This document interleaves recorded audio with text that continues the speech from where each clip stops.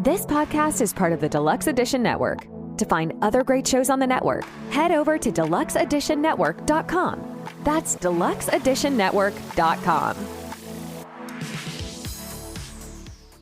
Bev's Video Kingdom is intended for a mature audience.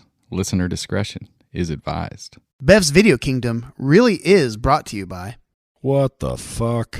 What's up, dude? One of my renters broke the toilet again. That dude takes giant shits. Now I know what I'm doing tomorrow. Why don't you hire a property management company or something to take care of that stuff? Because they suck, and they take 10%. You know, our dude Hank owns and manages Heritage Realty Partners. I think he said he only charges 5%, and he visits each property at least once a month. That's right. He's always posting beers from the road. You have his number? Actually, I do.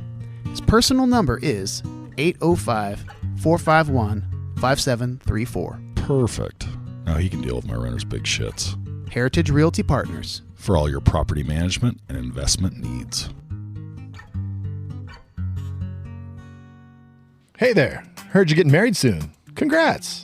Let me ask you a quick question. What is the main point of a wedding? Joining a lovely couple together in eternal matrimony? Hell no, it's to get your guests laid. And who better to make this happen than Jimmy Moore, the sexiest wedding singer in town. Move over, Robbie Hart, because Jimmy Moore is here to make your wedding day even more unforgettable. With his smooth vocals and irresistible charm, Jimmy Moore will leave you and your guests swooning. Not only does he have the voice of an angel, but he's also got some serious moves on the dance floor. His sensual dancing is sure to get your heart racing and make your special day even more memorable, as numerous guests who just met each other go on to fuck their brains out well after you've headed off for your honeymoon. Look out, ladies. Jimmy Moore is the epitome of masculinity, with a rugged and handsome look that will make all the panties wet. He's confident, charming, and knows how to get the finger-banging and drunk post-nuptial orgies started. So why settle for a boring wedding singer when you can have Jimmy Moore? He'll have your guests singing, dancing, and fucking all night long. And you'll never forget the magic he brings to your special day. Book Jimmy Moore now and accomplish what all weddings should strive for. A shit ton of raw dogging in the bathrooms. Raw dogging. Yeah, dude. You had to throw the raw dogging in there right at the end just to blow it up. You gotta have that.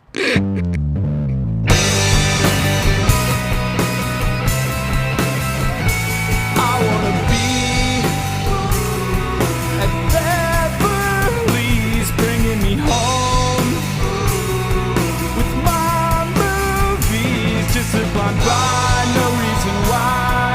I love this scene. Nate Scott, Zach, and Brad, your favorite podcast. Let's start this thing.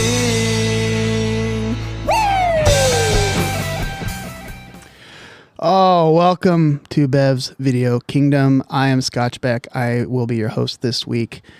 And we are at the Bev's Outdoor Studio, where it was supposed to be a nice, warm... It's cold as balls. Oh, shit, dude. Last week, literally, when we're recording this, it is cold as shit when literally it was like 90 degrees. And it's May. And it's May. What is going on? So like, yeah, we'll do it outside. Yeah, nice idea, Nate. You know what? You're welcome to go and sit in the orchard, okay? Yeah. There's We're not roasting even a marshmallows. fire there. All right. Well, shit. Nate, you have a lovely home. Thank you. See, she can stay. All right. Well, so Thank you for having us. You've already heard the voices of Brad and Nate, and you just heard a mystery voice. We have a friend of ours, a fan of the show. Straight up from AAA. Right. Brought her up to hang out with us a little bit tonight and discuss this movie. Carrie, thank you so much for coming. Thank you for having me. Glad to be here. And where is Zach? And yeah, I mean, we do have a doctor here. So, doctor, can we explain what's going on with the complications with our fellow castmate? Grim. Oh, he has what's called dysentery shiittitis. Oh, that's the bad one. Where he literally...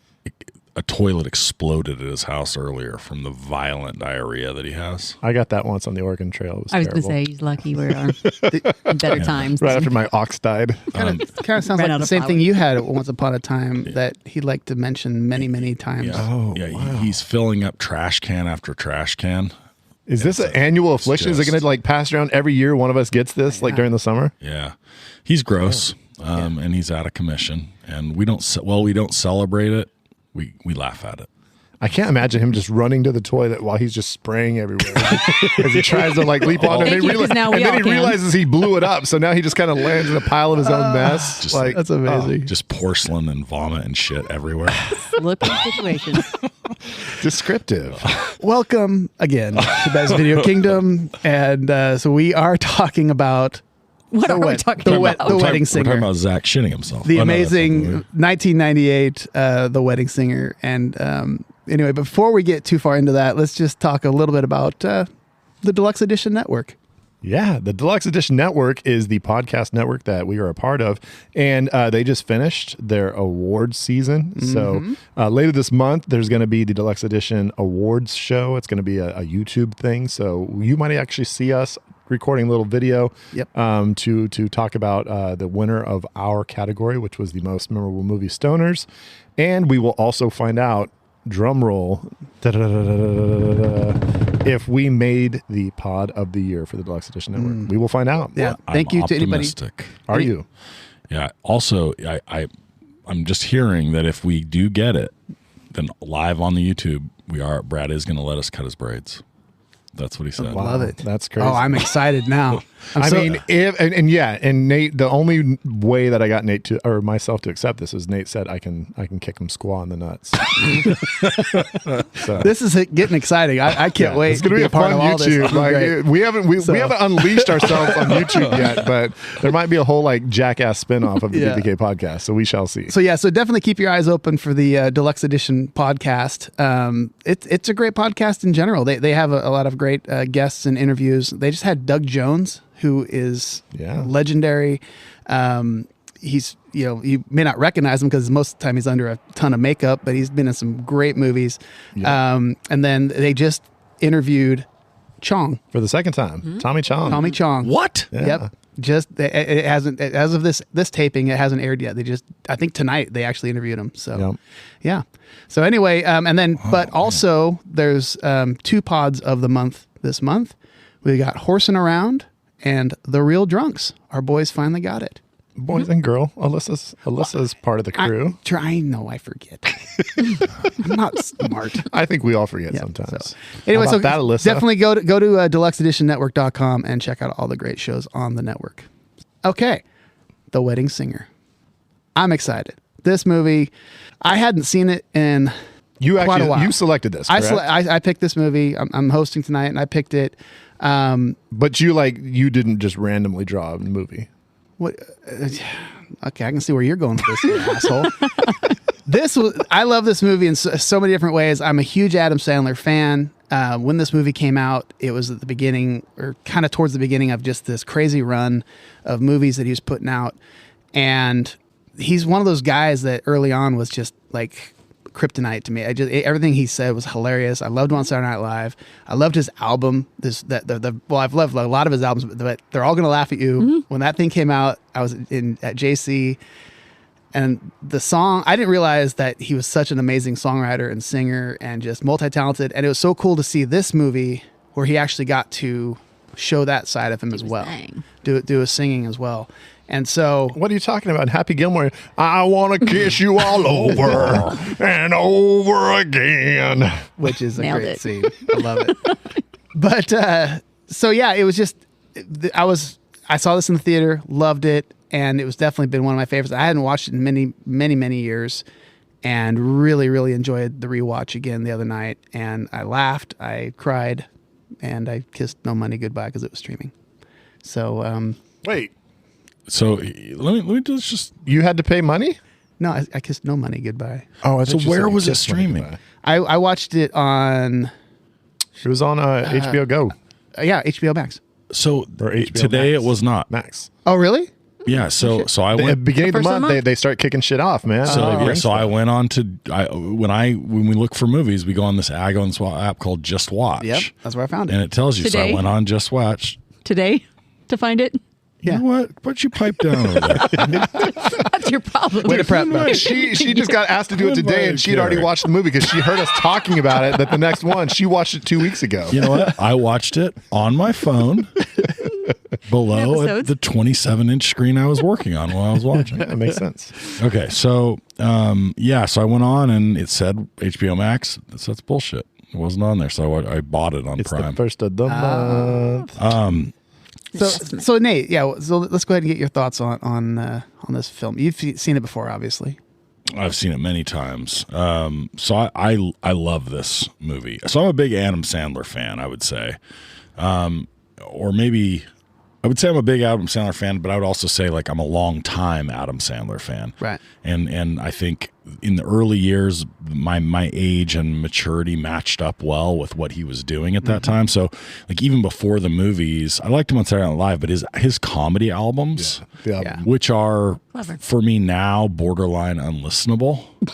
Not because I think they're bad. It's just like they're perfect for somebody who was You're a different person 12 in Right. 1991. Not the most mature content, But at the mature, time, mature like- as being old. It's definitely mature, nasty because he gets Oh, into some. no, Oh, Adam Medium Nasty. Pace was like, that was hella taboo. We Oh were my like, God. oh my God, what the Yeah. fuck are we listening to? This That is amazing. song was crazy. Yeah, Is that the one where he shows shampoo I bottles up stick his the ass? shampoo bottle and shove it in my ass. Yeah. Move it in and out. So like there's at the time, and Medium pace. maybe Brad doing Adam Sandler still works for me, but but I mean, like even all way back then, that there's some, there's great stuff, but I loved it, and so sometimes for me, I've gone back and I've watched some of the early movies that I love so much, like Billy Madison.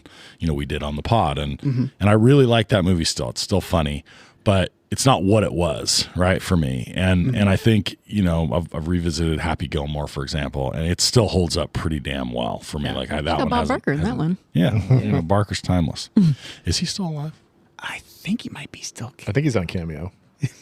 Oh, Okay, but so here, Google that real quick. so I'm gonna go. or are you on Cameo?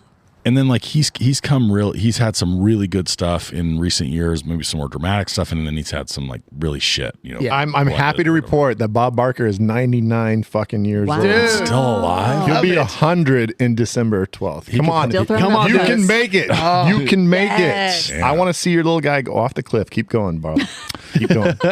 So I want to ask you this to reveal how I feel. Is this the best Sandler ever was? I think it might be. In this movie? Oh yeah, I think I think this is the best Sandler, and here's why. Oh, man. Because it's not just pure silly Sandler, but there's a little bit of silly. Right. It's got the musical element, which he's really great at, and it's got a little bit of that, like the best of the romantic comedy stuff. So like I love 50 First Dates. For me, that's one of my favorite Sandlers, but Right. it's not quite maybe silly enough to grab some of the old, Right. Happy Gilmore, Billy Madison stuff. So to me, this is the sweet spot. Yeah, I'm glad you brought this up because I had this written down, and I don't know if it's best, but it definitely this showed a change where he just wasn't the buffoon. Yeah. He wasn't just a silly laugh at me, whatever.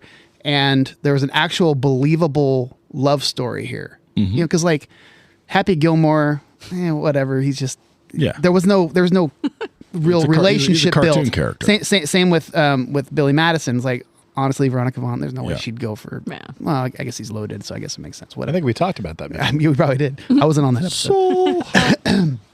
But yeah, so When we had Larry Hankin on, you can go check that episode on Spotify or wherever you get your podcast. Thank you, Brad. So yeah, no, I absolutely agree with you that this definitely was a change and showed that he had chops. Like he wasn't just the silly dude doing Opera Man on Saturday Night Live anymore. This guy could act because you loved his character. you buy the character, You felt for yeah. him. You felt his heartbreak when Linda left him at the altar, and you're like, oh, this guy's got some emotion. He's got some real, and he's not just yelling shit and just being dumb. And it helps also, I think, that it's set in. It's like set as a period piece, Right. which helps some of his like caricatureness, or his like playing things up a little bit. is almost like it feels like he's playing to the sort of, stereotype of the era. So it's not just him being silly. It's like the whole thing, the whole situation is a little bit silly. I love Age is it. a little better too, huh? Yeah, I think so. But yeah, but it's what was interesting to me is I was looking at the numbers, and so Billy Madison was actually a success, even though it wasn't huge because it was a little bit underground. But they made it for $10 million, and it made 26.4. Okay, so it did great. All right. Happy Gilmore made it for $12 million, made $38 million, and I thought that was actually bigger.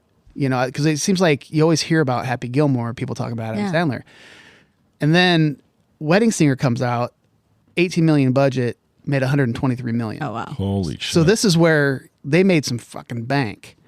Then after that, it gets crazy because Waterboy comes out in the same year, which is just insane. That in '98 he had The Wedding Singer and Waterboy the same freaking year.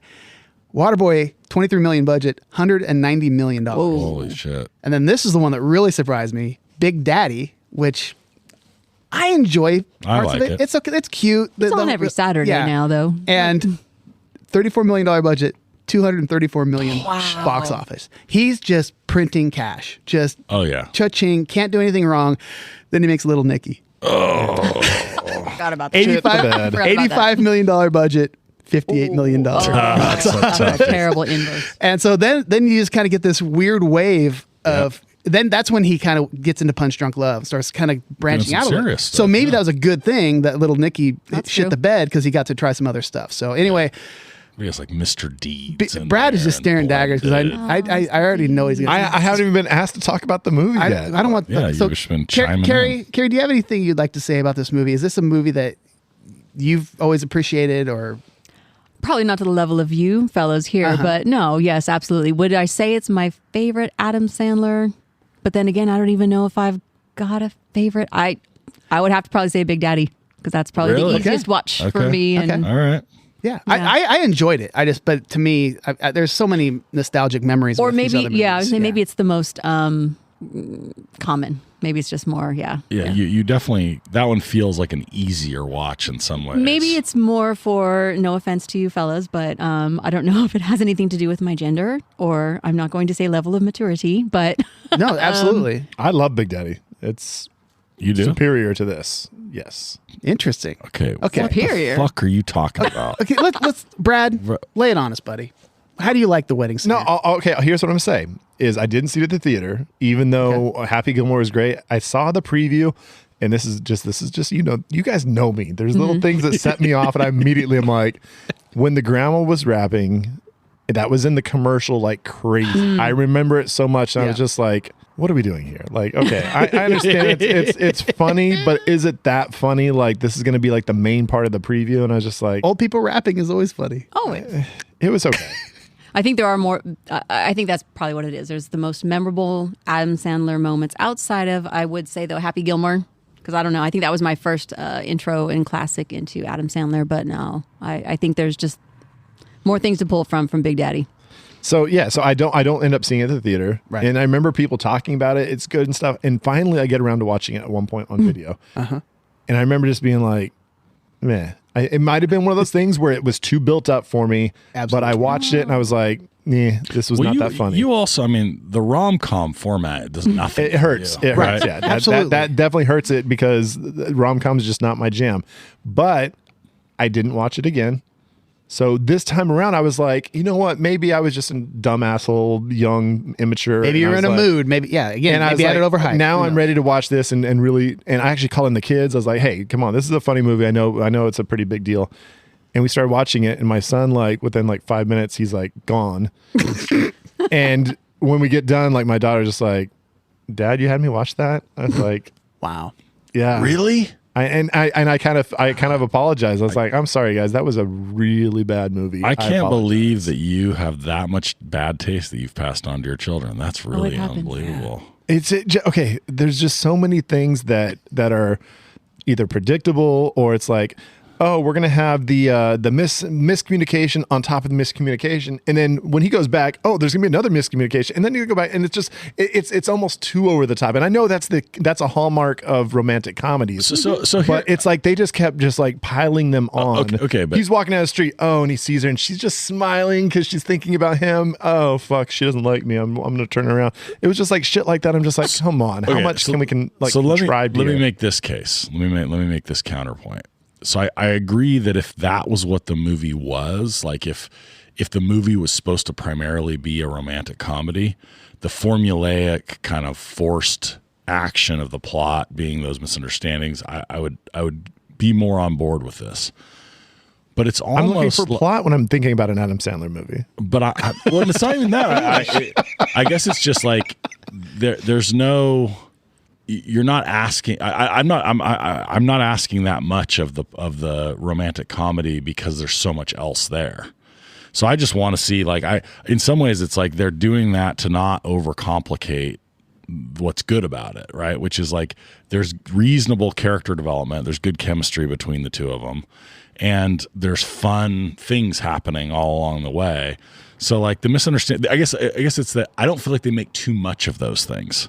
Like they're not an overly complicated explanation for the misunderstanding. It's like, yeah, we'll move it forward. This is easy. It's an easy watch. Yeah, I don't know. I see what you're saying. I just think it's stupid. No. and no, that's fair. But it just when you say that this is the best Adam Sandler, that's just bizarre to me because I would say, okay, he's great in Happy Gilmore, even though that's like the overtop character. But then no, he's great. Big Daddy, he's a good it's actually kind of a serious role. He's great in that. Punch Drunk Love, I mean, he's like just a great actor in that. Yeah. Punch Drunk Love, he's great in. Fantastic. But I guess my point, my and I'm not even saying anything negative about it. It's just. It was the first time he took the edge off where he wasn't going to be the obnoxious asshole. Totally. I guess I'm just saying as a comparative advantage, right? He's a good dramatic actor, but he's not even in like the top 50. Oh, not even close. Right? Whereas like if you think about Sandler as like a kind of a little bit of a utility player where like he can bring a little bit of emotion to certain things. He can bring some physical comedy and silliness. He can bring a little bit of romantic chemistry. He's got a little bit of musical chop. Like it's so for me, I guess I'm just saying there's not that many people. Maybe this is the question we often ask that is important here. Who else makes this movie work? Well, I mean, how many like Jim Carrey sucks in this movie, right? And he's kind of a silly physical actor from the same era, but like he has no rom-com chops at all. He's musically.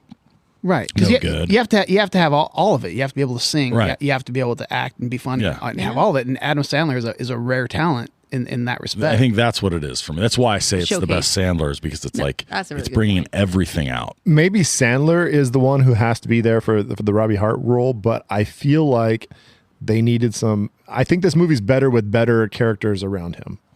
Not necessarily Drew Barrymore, she's fine, but I think some of the other like side people are just kind of. You didn't like Glenn.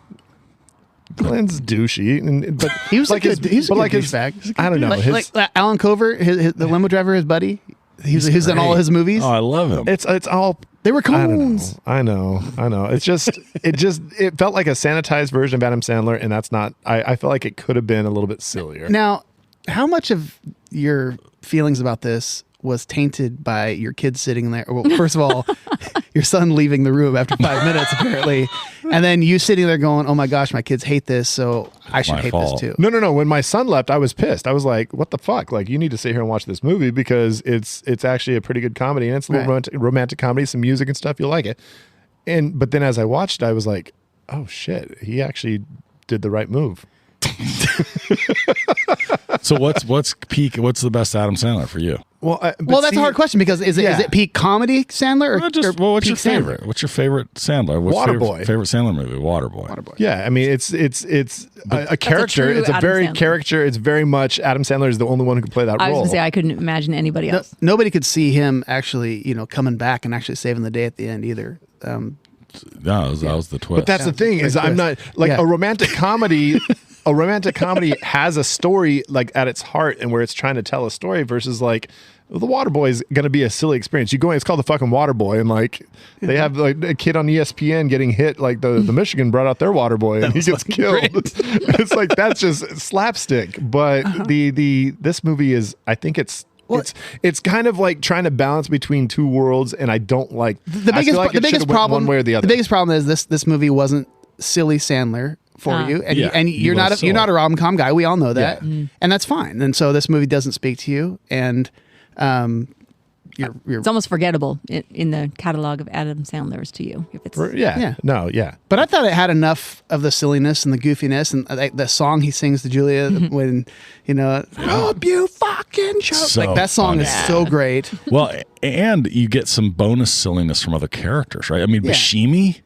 Buscemi's so good in this. So good, right? Like, don't think I Best didn't guitarist enjoy this in the movie. But don't world. think I didn't like enjoy parts of it. I didn't enjoy the movie as a whole, but there's definitely parts I enjoyed, and there's definitely not some your favorite. funny, like good lines and some funny good parts. So I don't know. Okay, I'm sorry. I'm not trying to shit on this. All right. Hold on, you can shit on and I'm what? sure we'll get into this later with the shag snags and all that stuff. And I do want to say a couple things. Like, Okay. And you have to agree. And again, this is me nitpicking the plot and all these misunderstandings. But I just don't know why you would ever nitpick. Is the a wedding movie like kiss practice the most fucking ridiculous thing you've ever seen in your life? That's dumb. What in the hell is going on in this scene where, just practice on him. Like, these aren't real people. Like, how does this happen? Can you imagine a world where this actually happens in the 80s and it's just like, just kiss him? Like, so that was the moment where suspension of disbelief left. That was the moment where I was like, where you were I'm done. whoa. I'm walking out how now. did the writers think that like That's just too much. having her kiss him as a practice wedding kiss, what bride would ever be like, yeah, fuck yeah? A bride that was in love with him and was like, I'm looking for a plausible excuse to kiss this guy. And then wait, is that her sister or wait? Her sister is her idea. Yeah, the sister's not going to do that. That Why sister? don't you just go ahead and just cheat with your husband right now? It's not cheating. It was just practice, Brad.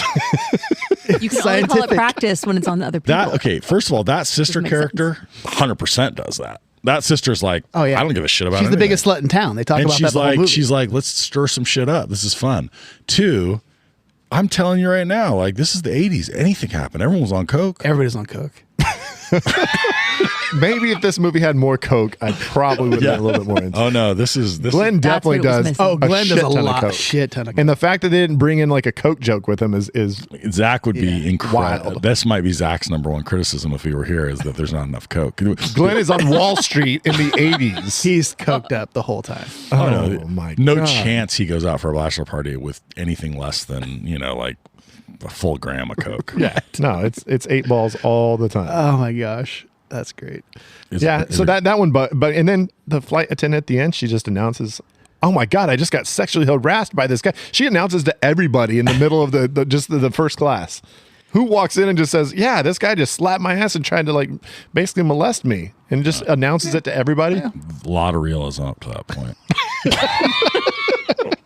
See, as soon as I turn on a movie, I turn full strength. I love it. It's like Brad turns, and then like every other totally unrealistic thing is overlooked another thing. for that one thing. I've got a couple more. I know that. I'm just happy to know that Brad knows a lot more about writing a movie than Tim Herlihy, who wrote Billy Madison, Happy Gilmore, Waterboy, Big Daddies, and just did a shit ton of writing for Saturday Night Live.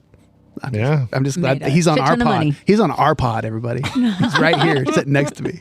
Well, I mean, there's a reason that Carrie Fisher, Judd Apatow, and Adam Sandler all had to work on the on the script. So maybe that guy's not great. Wait, Carrie Fisher? Yeah, Carrie Fisher? She Princess she had to Leia. write up the Drew Barrymore part because they wanted it to be like more female. Oh. They thought that the first version was going to be she was just an object and was not really written out very well. So Carrie Fisher spent like 6 months doing it. Yeah. All right. Yeah. I think guys can't write female parts perfectly. That's weird. I mean, Never heard of that. I think you and I did a great job. In our script, we fail whatever the test is. I forget what it's called, but we fail. Big time. The Bechdel test. Is that what it is? Bechdel? You have a test, Bechtel? I didn't even give it a chance. All right. You said it to me. Are we doing final intro thoughts? Yeah. I don't know. I think it's great. The music is amazing. I laughed out loud numerous times. I had a great time, especially on this rewatch. I enjoyed it a lot more than I thought that I would, honestly. Because we've had a few movies lately that I've seen a bunch of times, and it was fine. You know, like Gladiator. It's like, okay, but I've just seen it so many times. This I hadn't seen in a while. And it was really fun. This in a while, and it held up more than I expected. I was hoping to be surprised. And honestly, I cannot say that, like, more than anything, when I called the kids and I was like, I fucked up watching this movie the first time. I'm going to give it its due, and it didn't happen. All right. Well, I hope you at least walked out on one of your parts that you also agreed you disliked. He just kind of like after the first 5 minutes, he just like after he's saying that amazing version of right round. Yeah, he's just like, all you need. That's it. I'm out of here. And it starts pretty good, like the whole like when Alexis Arquette has to do like the song twice, like that's funny, like that is funny, a really funny moment, and then all the romantic comedy shit gets in the way. All right, well, let's move on. We're going to have a special guest on the next segment on Drinking the Director, and we'll be back. Pull up a chair and grab yourself a drink. We'll hypothesize what directors think. Maybe sometimes get a guess what makes us look good. Let's drink, laugh, and pretend we know what we're doing. Drinking with the Director, brought to you by Last Call Brewing. All right. Yeah, just like the little bumper says, sometimes we ask hypothetical questions. Sometimes we actually have the director on. Well, one times we had the director on. That's true. And sometimes we just have a guest that makes us look good. And so we brought somebody special on today. And I don't know, he just makes me feel good. He always has. He's one of those guys that I met a long time ago, and he's just got an infectious personality. And so one of the themes in Wedding Singer is, you know, Robbie Hart is trying to he wants to be more than a wedding singer. And, you know, he's playing in wedding bands and bar mitzvahs and all that stuff. And so I thought it was kind of interesting how, you know, I've gone through that life myself, played a ton of weddings, bunch of gigs I don't want to do. And because you're trying to get to this next level. Well, this friend of mine, who I'll introduce here in a second, he's kind of done that, but with acting. And he's a self-professed, he told me he's the average Joe actor. And he's got one of those faces that when you see it, you're like, I think I've seen that guy. I've seen that guy and this and that. And he's got some great things he's been in. We'll go into that in a little bit. But without further ado, Dave Ruby, thank you so much for joining us. So happy to have you, bud. That was beautiful, Scott. Just like I wrote it. I appreciate it so much. He stumbled over a couple of those lines. I had to kick him. Yeah. Yeah, I mean, it's honestly, it's an honor to be here. And, you know, it's good to hear your lovely voices. So let's fire away here. Yeah, man. It's so good to see you. Yeah, I think we met each other. I was trying to think about it. It's probably 15, 20 years ago when we met the first time. God, I can't believe it's been that damn long. So it's great to see you. So you've had quite a career. You've done a ton of commercials. There's actually, you sent me a link to a great website, daveruby.net, which you actually didn't even realize was still active. No, exactly. Yeah. Now I have one view now in 2020. Nice. So daveruby.net has got a bunch of his commercials, and you know, I'll just go through a few of your credits real quick. And this is one of the reasons why we brought you on, is because of one of these credits. The movie Dead Man on Campus. Oh yeah. You had a recurring role, hopefully it's not the right term, on Bull. Yes. Yeah, and also Judging Amy. Judging Amy. Mm-hmm. And then you had a sitcom that you did about, I think it was like 22 episodes with Jaleel White, who everybody knows as Urkel, and you're one of the co-stars with him in a movie in a show called Grown Ups. Yes, sir. Yeah. Can I jump? And then the actual movie came out, Grown Ups, and stole any history of someone looking up that. This asshole Adam Sandler. And we're doing an Adam Sandler movie. Oh man. Oh, there you go. So he came. What's interesting about that? Not to get too off course here, but like, I finally found my sitcom on Canada TV right now. You have to have a VCom or whatever it is, or a VC. I don't know what it's called. But I was able to watch all 22 episodes during COVID, and I was like, man, I was not that bad. And I had my wife sit down and watch it with me. She made it through 8 minutes. Oh, and she's all, I love you, but I know. She's like, this is really great, but isn't Friends runs like a lot, right? Friends is on. I was like, yes. So we can just all good. Friends we can watch season 2 of The Office again. Okay, great. Yes, yeah, or just a couple episodes, anything. Can you tell me a little bit about how you got? I mean, because that's pretty big stuff, right? I mean, those are major shows. You're co-starring with Urkel. Yeah, it's a great question. I mean, before I met Scott, I got to LA in around June of '94. In fact, like we were going one way on the turnpike and OJ was going the other. It was literally that was the day we moved. We thought traffic was the worst ever, and it was because of that. Wow. And my best friend and I, Effman, we just knew we were in the right place. We started. He went to meet with an agent, and I'm not going too far back and showing like bar mitzvah pictures here, but he went to meet with an agent, and the agent was just staring at me the whole time because I was a short, funny, fat guy, and my buddy looked like every other guy, and they're like, "What do you do?" And I was like, "Oh, I'm just hanging out with him." I was literally eating like pretzels and listening to the interview, it's me. And they ended up signing me, and we had both done a TV show together in college, so we had. We definitely had we were inspired to be out there, but I started booking commercials right away. That was my big thing. I didn't know how hard it was. So I'd go in, I became like the Little Caesars pizza guy, and then the Meow Mix guy, and, fat guy dancing by the pool, fat guy number 2 dancing by the pool. I just kept booking commercials. And then my parents were like, how are you making a living out there? I'm like, you work for like 28 minutes and then you get paid forever. Like, it's just like the residuals and this and that. And, all of a sudden I was like, I'm pretty good. I'm decent at this. I've always stayed humble, but I better get myself an acting class. And I literally took my college education and did nothing with it and got into acting class. It's an American pastime. Yeah, it's, she's like, you're decent, but we just need to trim the fat. And next thing you know is, again, I didn't know how hard it was. So I was knocking them out of the park. The Dead Man on Campus, I believe, was 1996. It was my first feature film. It was so good.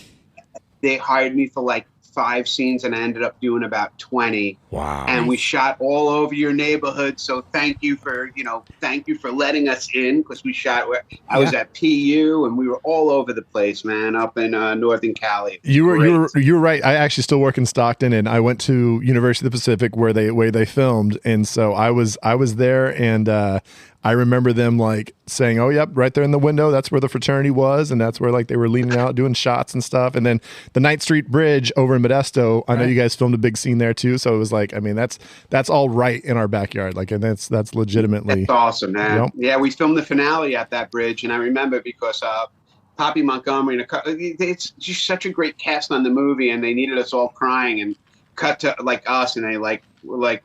We don't know we can't cry. It was like all the guys that booked like 5-10 lines. So they brought over like drops for our eyes, and then it just looks like we're bawling. So it's like, little fucking secrets of Hollywood right there. Yeah.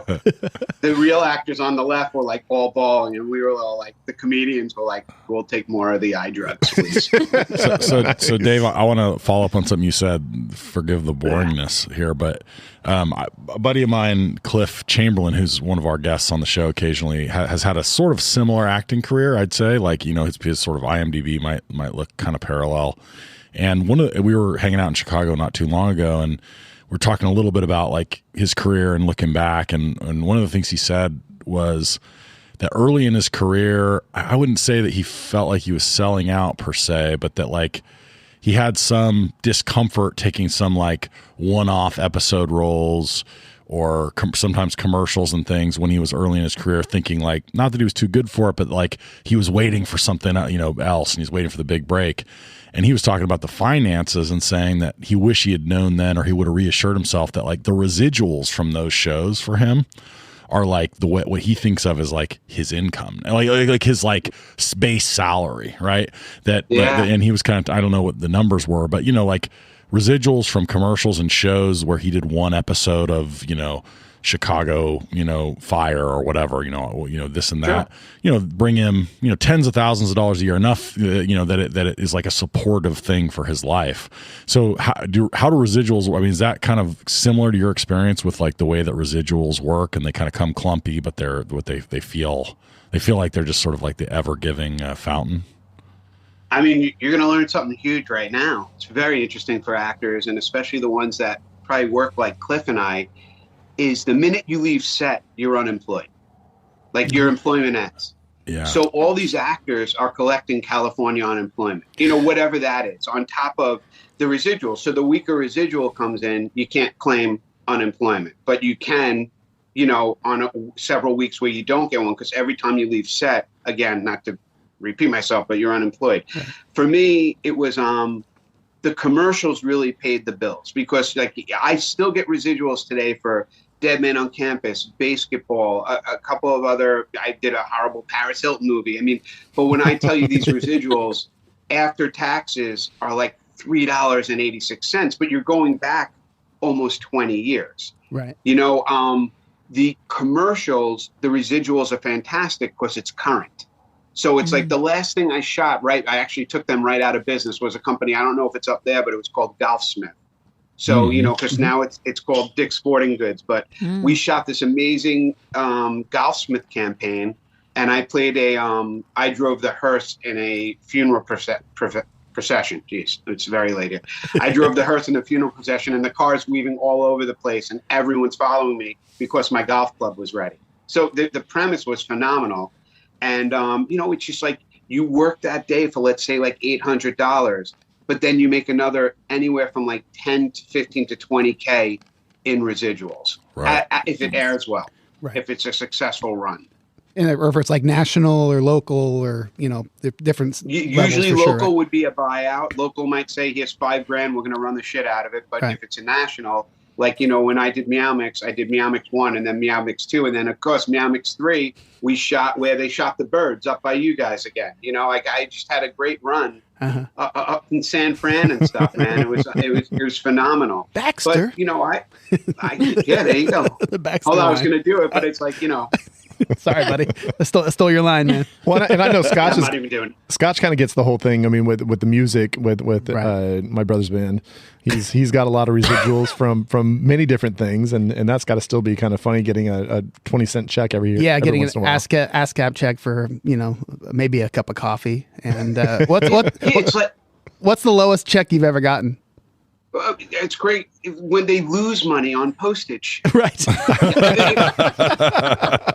But Scott, near us in LA, there was a great bar that's not there anymore called Residuals. It might be there, but if you had a residual for under $1, you got a free beer. Oh shit! That's awesome. That's amazing. That's legit. It seems like an awesome concept, but they probably lost a fortune because they're all over the fucking wall. All these residuals for $1. But I did run away, Nate, from your question about grown-ups. And the funny thing is that when you're not a name, when you're coming in and you're like one of the greenest, you're like on the cusp of making it. Mm-hmm. It's interesting how Hollywood works, because I had to audition for the casting director. Then you come back for a callback and you meet maybe one of the producers.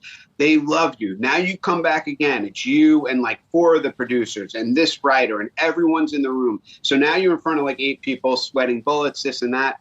Then you go to basically what's called studio. So mine, grown-ups happened to be 20th Century Fox. So now I'm in front of about 30 people at 20th Century Fox in Tara, which is where they shot, what's that famous Gone with the Wind or whatever. It's actually there in front of Culver Studios. And I'm in there, and it was one of the best auditions I ever had. I was on fire. Like, you just get out of my way because this is my fucking role. And then I had to go back for network. And I figured network was going to be huge. And what's cool, I don't know if any of your other guests have told you this, but your contract is done. So you sign a contract. I'll talk numbers. Let's talk Matt LeBlanc on Friends. David Schwimmer was probably worth at the pilot $40,000 maybe for the pilot of Friends. Matt LeBlanc was a nobody. Dave Ruby was a nobody. the most we're going to get out of our agents is maybe $18,500 for the pilot, but that's for one episode. Right. That's just a pilot. But the point is, you go in and you sign this contract for, let's say, $18,000, but you don't have the job. It's just that you signed your life away, and if you get it, that's what you're getting paid. So talk about hanging a bone in front of you. Your contract's done because networks now has this. There's like 3 funny fat guys, we'll call it, in the room, and they're all just super. They've picked these 3 guys now out of the hundreds or thousands of people that they've been casting, and now you're at network. And I went in thinking it was going to be like 50 people. It was like 6 studio execs, and it was in an office. Like, I was like, holy shit, what is this? And sure enough, I was like, I did okay. I don't think it was the best audition of my life, but then they brought in who was to play my wife, which was Marissa Ribisi, who's Giovanni Ribisi's twin sister. Dazed and Confused, great movie. Right. Oh yeah. And the chemistry that her and I had was just everything we did together. They were on the floor laughing. So it was like they brought me in. It was okay, a little bit stale. They told me to leave. They brought Marissa in, then they brought us in together, and we killed it. They also brought me in with Soleil Moon Frye, who ended up, she was on the pilot, but she got fired, which is the craziest thing ever. Wow. Oh, shit. To have Soleil Moon Frye and Julia White in a show together, you think our ratings would have been huge. Dude, but Punky Brewster's the deal. We'll Yeah. just say that right now. Very important to my childhood. Soleil Moon Frye. I got my career. Oh yeah. and she's such a great energy. It was like filming that thing was phenomenal. And I kind of, I got very lucky with being, Scott and I talked about this briefly. You talk about, like, I was on Saved by the Bell, but I was on Saved by the Bell, the new class. So I didn't work with Zach, but I worked with Screech. It's weird. And Belding. And the funny thing is then I booked Dead Man on Campus, and who's the lead but Zach Morris? So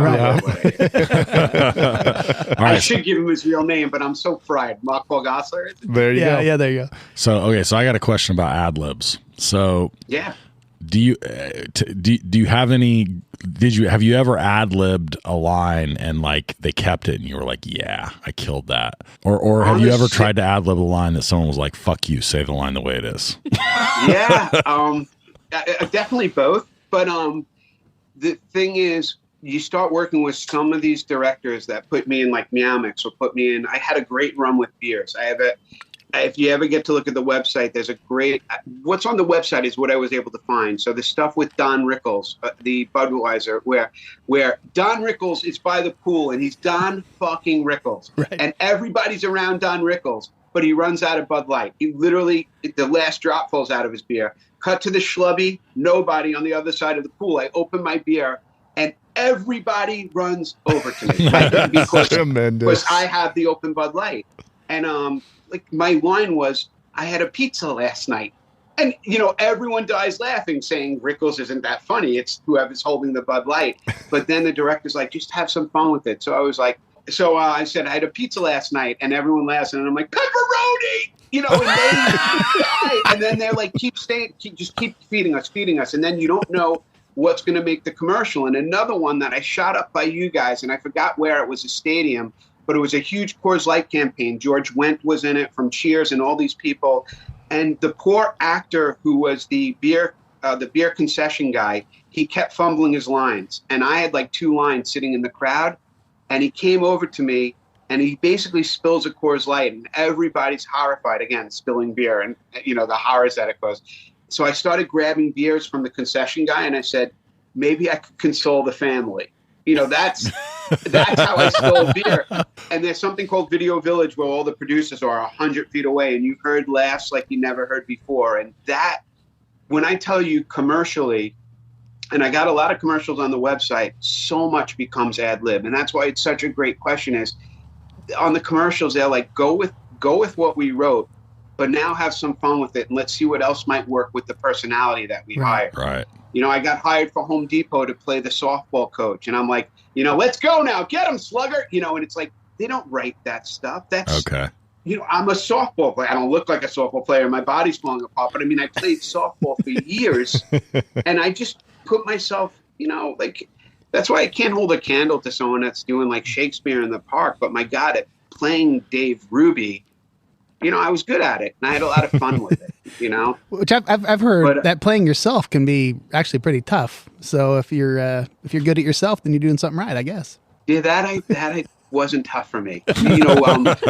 I don't know what it is. Commercials, I went in there and I would say, what's everyone else doing here? Theatrical, things were tough. Like when I booked Judging Amy, I ended up, a lot of these things going with the ad lib is, I don't know what like Cliff's experience were, but for Bull, I booked 3 episodes and ended up doing 11. For Judging Amy, I booked a 2-episode arc and ended up doing like 12 or 13 of them. And it's interesting because you have to go in there and kill it. And then they're like, we like him. Let's have him recur on the show. Right. Because at the end of the day, man, it's a tough industry. It's you come in, I would say, what I always like to say is, let's say you come in post-college. So there's all these 22 and 23-year-olds running around this crazy town. It's the best looking. Not for all of us, but it's the best looking. It's the funniest. It's the prettiest, this and that. And you start growing up together. So I had a 12-year run out there. All of a sudden, it's like I'm auditioning against 3 or 4 of the same guys that are working all the time. But we're all taking turns. And then what happens is you book something like Grown Ups, and I get my own sitcom. And you come out of that, and it's like, which avenue are you going to go now? Like, I want to keep going for like 2 or 3 episode arcs where I could recur on the Judging Amy's, on the Bull, on Married with Children's, whatever they are. I want to get on the set and do my thing. But the thing is like all of a sudden you're almost like your name got a little bit too big to go out for the 2 or 3. So the next thing you know, I'm dating myself a little bit here, but I'm testing against like Jonathan Silverman. I'm testing against French Stewart. These are huge sitcom guys. I went up for Daredevil. They brought me back 3 times. And of course, Jon Favreau got the part. I mean, he like probably wrote it, and it's like, and I could tell you right now, a movie, I mean, I don't know the exact year, but when I tell you I screen tested for a movie that would have been life altering, I'll give you one line. You ready? Have you seen my baseball? Oh. We do it. When I tell you I tested for that, I was in the room with Matt Dillon testing for the film, or it might have been Ben Stiller who I was in the room with, but it was with the Farrelly brothers, and have you seen my baseball? You were going to be Warren? Have you seen my Yes, I tested for Warren. Warren was there, the actor who played him. Haven't seen him in a lot since, but he was phenomenal. Yeah, we did that for our 100th anniversary episode. Yeah, I wish I knew what a film. But I remember being surprised the fact that I thought he actually was somebody with special needs. Like I didn't realize it was just an actor doing a part. Good. He was good. He was good. He was really good. Yeah. Brad, I'm honest, Brad. He killed it. Like they got it right. Yeah. I just wish I could sit here on the show today and go, yeah, I was in something about marriage. Those checks would be pretty tasty. Jeez. Yeah. So you go ahead. Something you actually had mentioned to me, and I wanted to make sure I brought up, was something about a poker game that you are involved with, or was involved with some other actors. Yeah, there's not a lot of gambling going on in my life anymore. But when I was in LA, Hank Azaria hosted. I wasn't quite. What was that movie that came out? That's just is it Molly's Game? Game. Yes. I'm burnt. I'm so burnt, but I'm so close to remembering things. Like Mary's Game could have been phenomenal. So right before Molly's Game, because Molly's Game, I believe, involved the whole Tobey Maguire and Leo and that whole crew. And I mean, I'm all over the place. I don't want to get too far off Scott's question about the poker game, but like the crew that I ended up starting to run around with, besides my college friends from Maryland, I went to Towson, Maryland, and we all moved out there together. But I told Scott I was working, the only other job I ever had besides acting was I was working for $7 an hour at this tennis facility in Studio City. And it was amazing because like Matthew Broderick would come up to the counter and be like, can somebody please, there's somebody on my racquetball court and my time starts at 7. I'm like, Mr. Broderick, right away, I'll head over there and knock on the window. And all of a sudden, I'm meeting Richard Dreyfuss, Broderick, George Clooney comes in for a new racket. It was crazy because I didn't have the experiences of like being like at these fancy Wolfgang Pucks and seeing these celebrities. Like I'm working in this shit tennis center. Well, it wasn't shit. I was blessed to have it. But so the next thing you know is my shift's ending and these guys come up to me and they go, do you play paddle tennis? paddle tennis was before pickleball. It was Right. like with little paddles, and it was Yeah, big yeah. in Venice Beach, on your coast. And the next thing you know, I'm playing paddle tennis with a comedian actor named David Pressman, an actor named Patrick Van Horn, Oh yeah, from and an Swingers. actor named Matthew. There you go, and an actor named Matthew Perry. Now, there's no Swingers yet, and there's no Friends yet. Friends, he books while literally like that summer. So it was crazy timing, and you guys could Google my timeline. Not that you don't believe me. Pat Van Horn replaces somebody on this shit movie called Swingers that nobody knows anything about. Right. So here I am. I'm like the commercial guy doing commercials. Pressman's recurring in everything. Matt Perry becomes bigger than God, and Patrick Van Horn books Swingers as Sue. And the next thing you know is I'm like, look at this paddle tennis game. Forget myself. Like, look, and I get invited to this poker game, and I watch them become. I watch Matt Perry become Chandler. Pat Van Horn had some ebbs and flows, with that circuit, but I somehow through Pressman and the guys get invited into Hank Azaria's poker game. And when you talk about the circle, this game, it was, a couple of like business finance guys that were like just great personalities. But then you would have like Matt Perry, you would have David Schwimmer, you would have Hank Azaria, Richard Kind. I'm going to raise the stake. I don't know if you know this, but he's in everything. He's in everything. It's like, and these guys were so fun. Like the personalities at this table. I probably learned more at this poker table. I would lose every week, but I would win because of, and it was like, and so many different groups. I got to hang out with you and your band and this and that. But one of my fondest memories was when it was at Hank's house, we'd have the best food. He'd cater like the nicest sushi and the best pizza. When it was at like my other buddy's house, we would have Domino's. And I'm not knocking Domino's. It was just a different budget. Yeah. But it was like, 9 hungry guys or 8 guys and a lovely lady, whoever was there. And like the pizza would come. And I remember one night, I wanted to get my share as a fat guy. And I remember trying to like shovel 4 slices in my mouth as soon as possible while playing poker. And I looked up and it was like, thank God nobody's looking at me right now. And then I looked over and Pressman is nodding his head and smiling at me. And I'm like, what? He goes, I'm literally watching you getting fatter as you sit here. Hey, starving actors, man. Starving actors. Right. And to be able to tell that story now, it was like, I still cry when I think about it. But this poker game, and the reason I even bring it up is I had some great ups and downs in my career, but the ups is like, you can't even like wipe yourself. Like the ups is like, you don't have to pay for valet. You book a show, like Adidas says, come to our Adidas office and pick out your clothing. And the downs is like, we need to charge you double to park there tonight. Or you know what I mean? We need to raise your rent. It was just like, and all I remember from that game is going like, oh my God, like I'm down like $500 I don't have right now.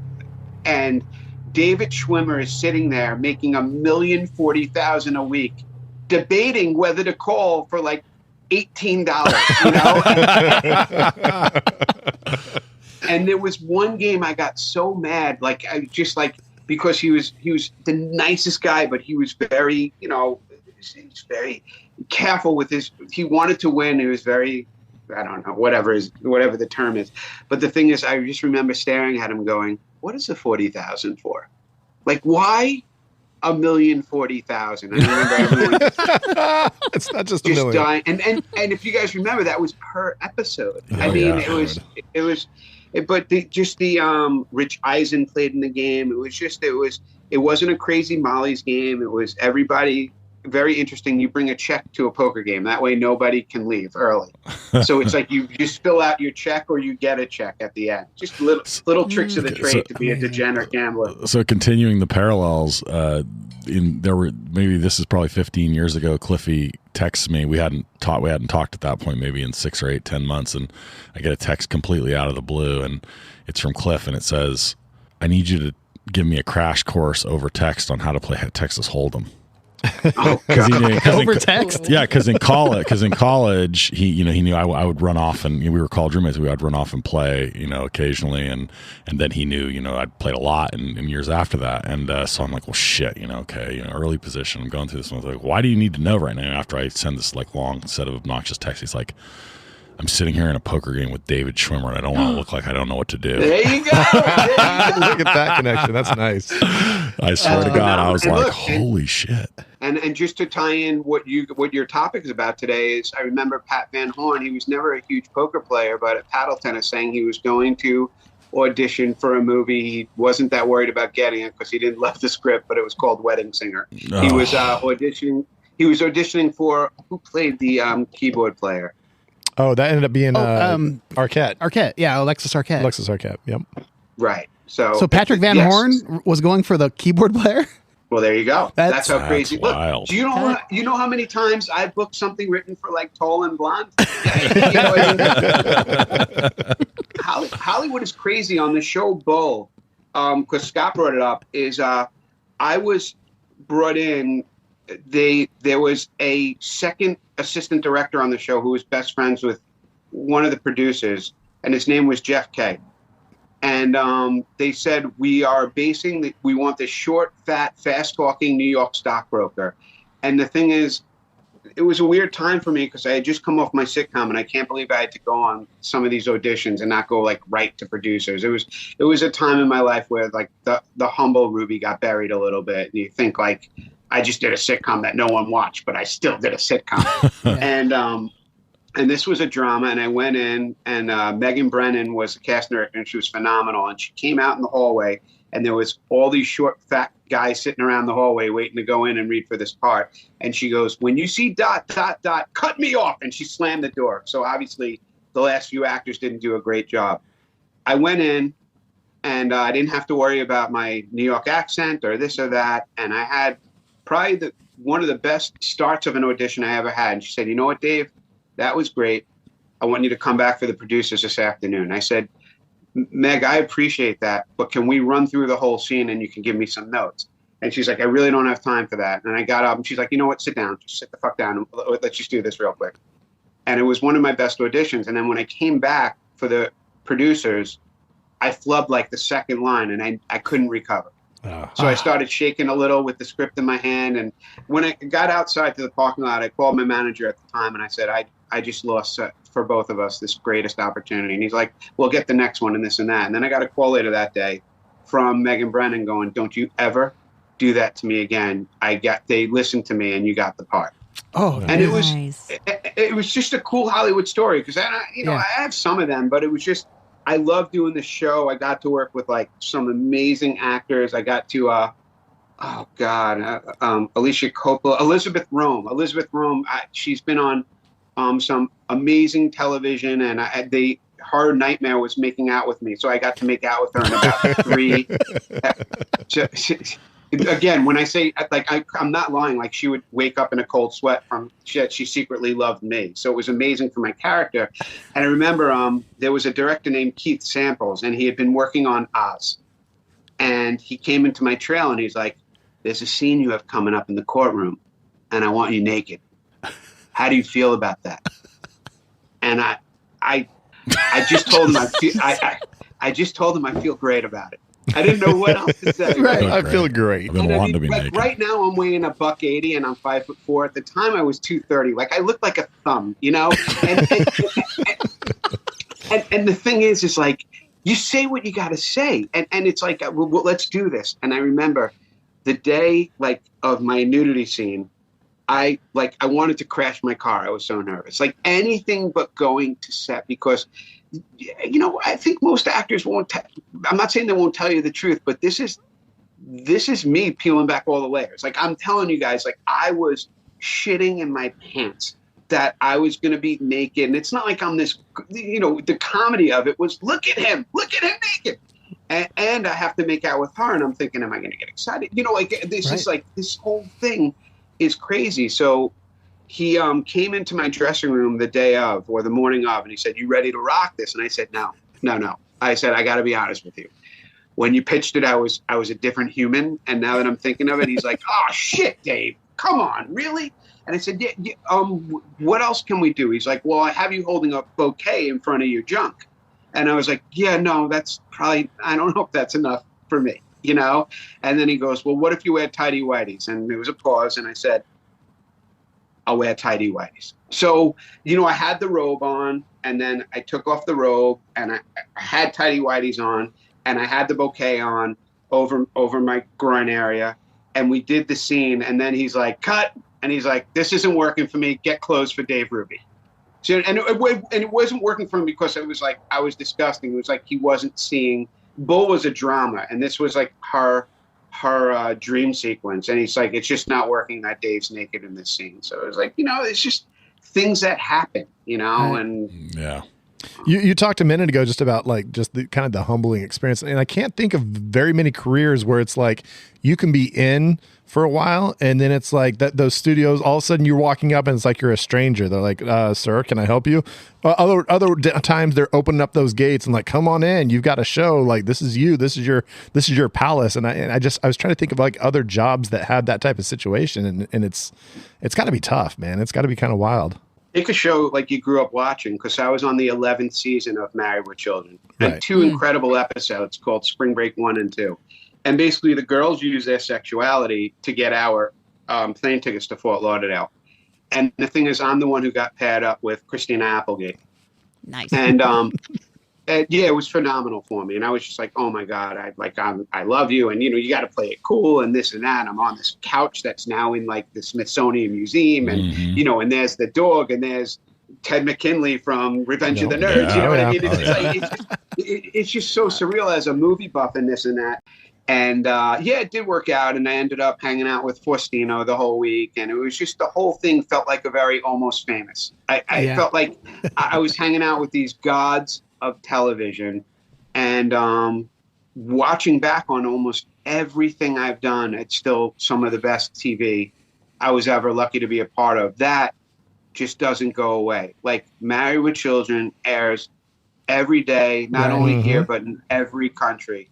So, like, you know, someone in Zimbabwe might be saying my lines right now. You know, it's just, it's surreal. It's probably my dad's favorite all-time show. He was a teacher, and back in the day, he was also a football coach. On Fridays, when it was game day, there was a lot of times where his students would be watching Married with Children while he's designing plays and getting ready for the evening's game. Unbelievable. That's a true story. We recorded on VHS, so I have at least 24 VHS cassettes somewhere.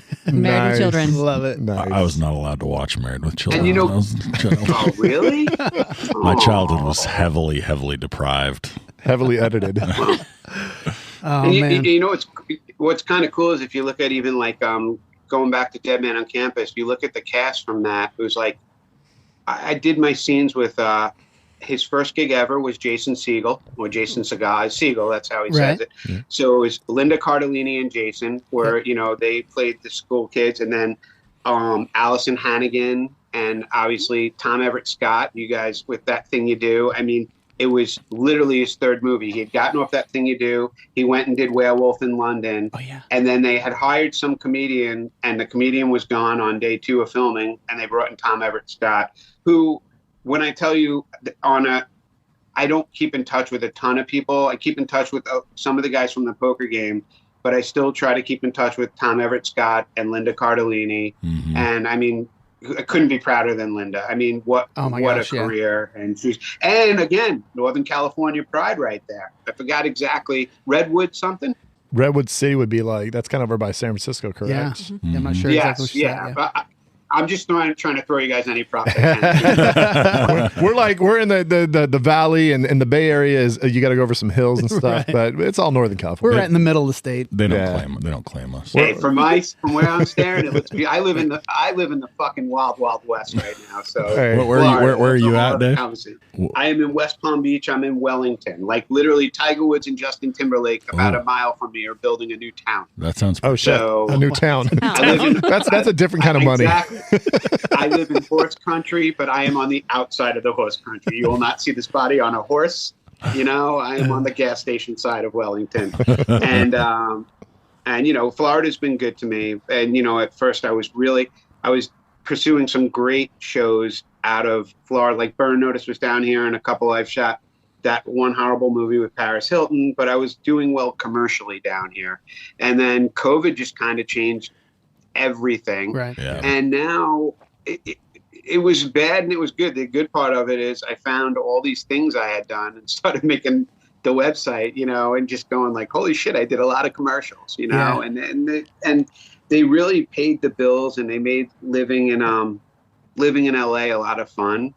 And, I look at the guys that I auditioned again that are still doing it right now, and they're absolutely killing it. I mean, like a whole other level of security for a lifetime by acting, Right. Yeah. which in an actor's mind only gets you so far, because you could have all the money in the world, but if you're looking for the next gig for your ego. If you're passionate, for sure. Yeah. Yeah, but I mean, how many people make a living as an actor, right?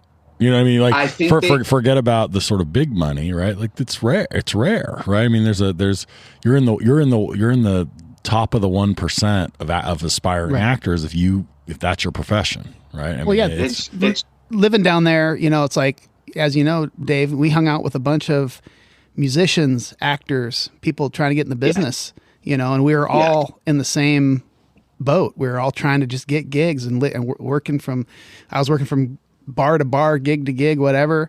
You're doing audition to audition, and all our friends were doing the same thing. And it's like the percentage of success is pretty damn low. I'll just say we talked about recently on an episode that's like, I think when we were kids, every time you saw somebody on TV, you were like, that person's a millionaire. They have a Lamborghini. Right. Exactly. They're in a mansion. It was just like, that was the immediate assumption, just being a dumb kid here in little town Houston. But I don't even think it's a dumb kid thing. Like, I'm a dumb adult, and it took me a long time as a dumb adult to get to that point where, in some ways, this is sort of a constant fascination of mine, is that there is this separation between fame and wealth.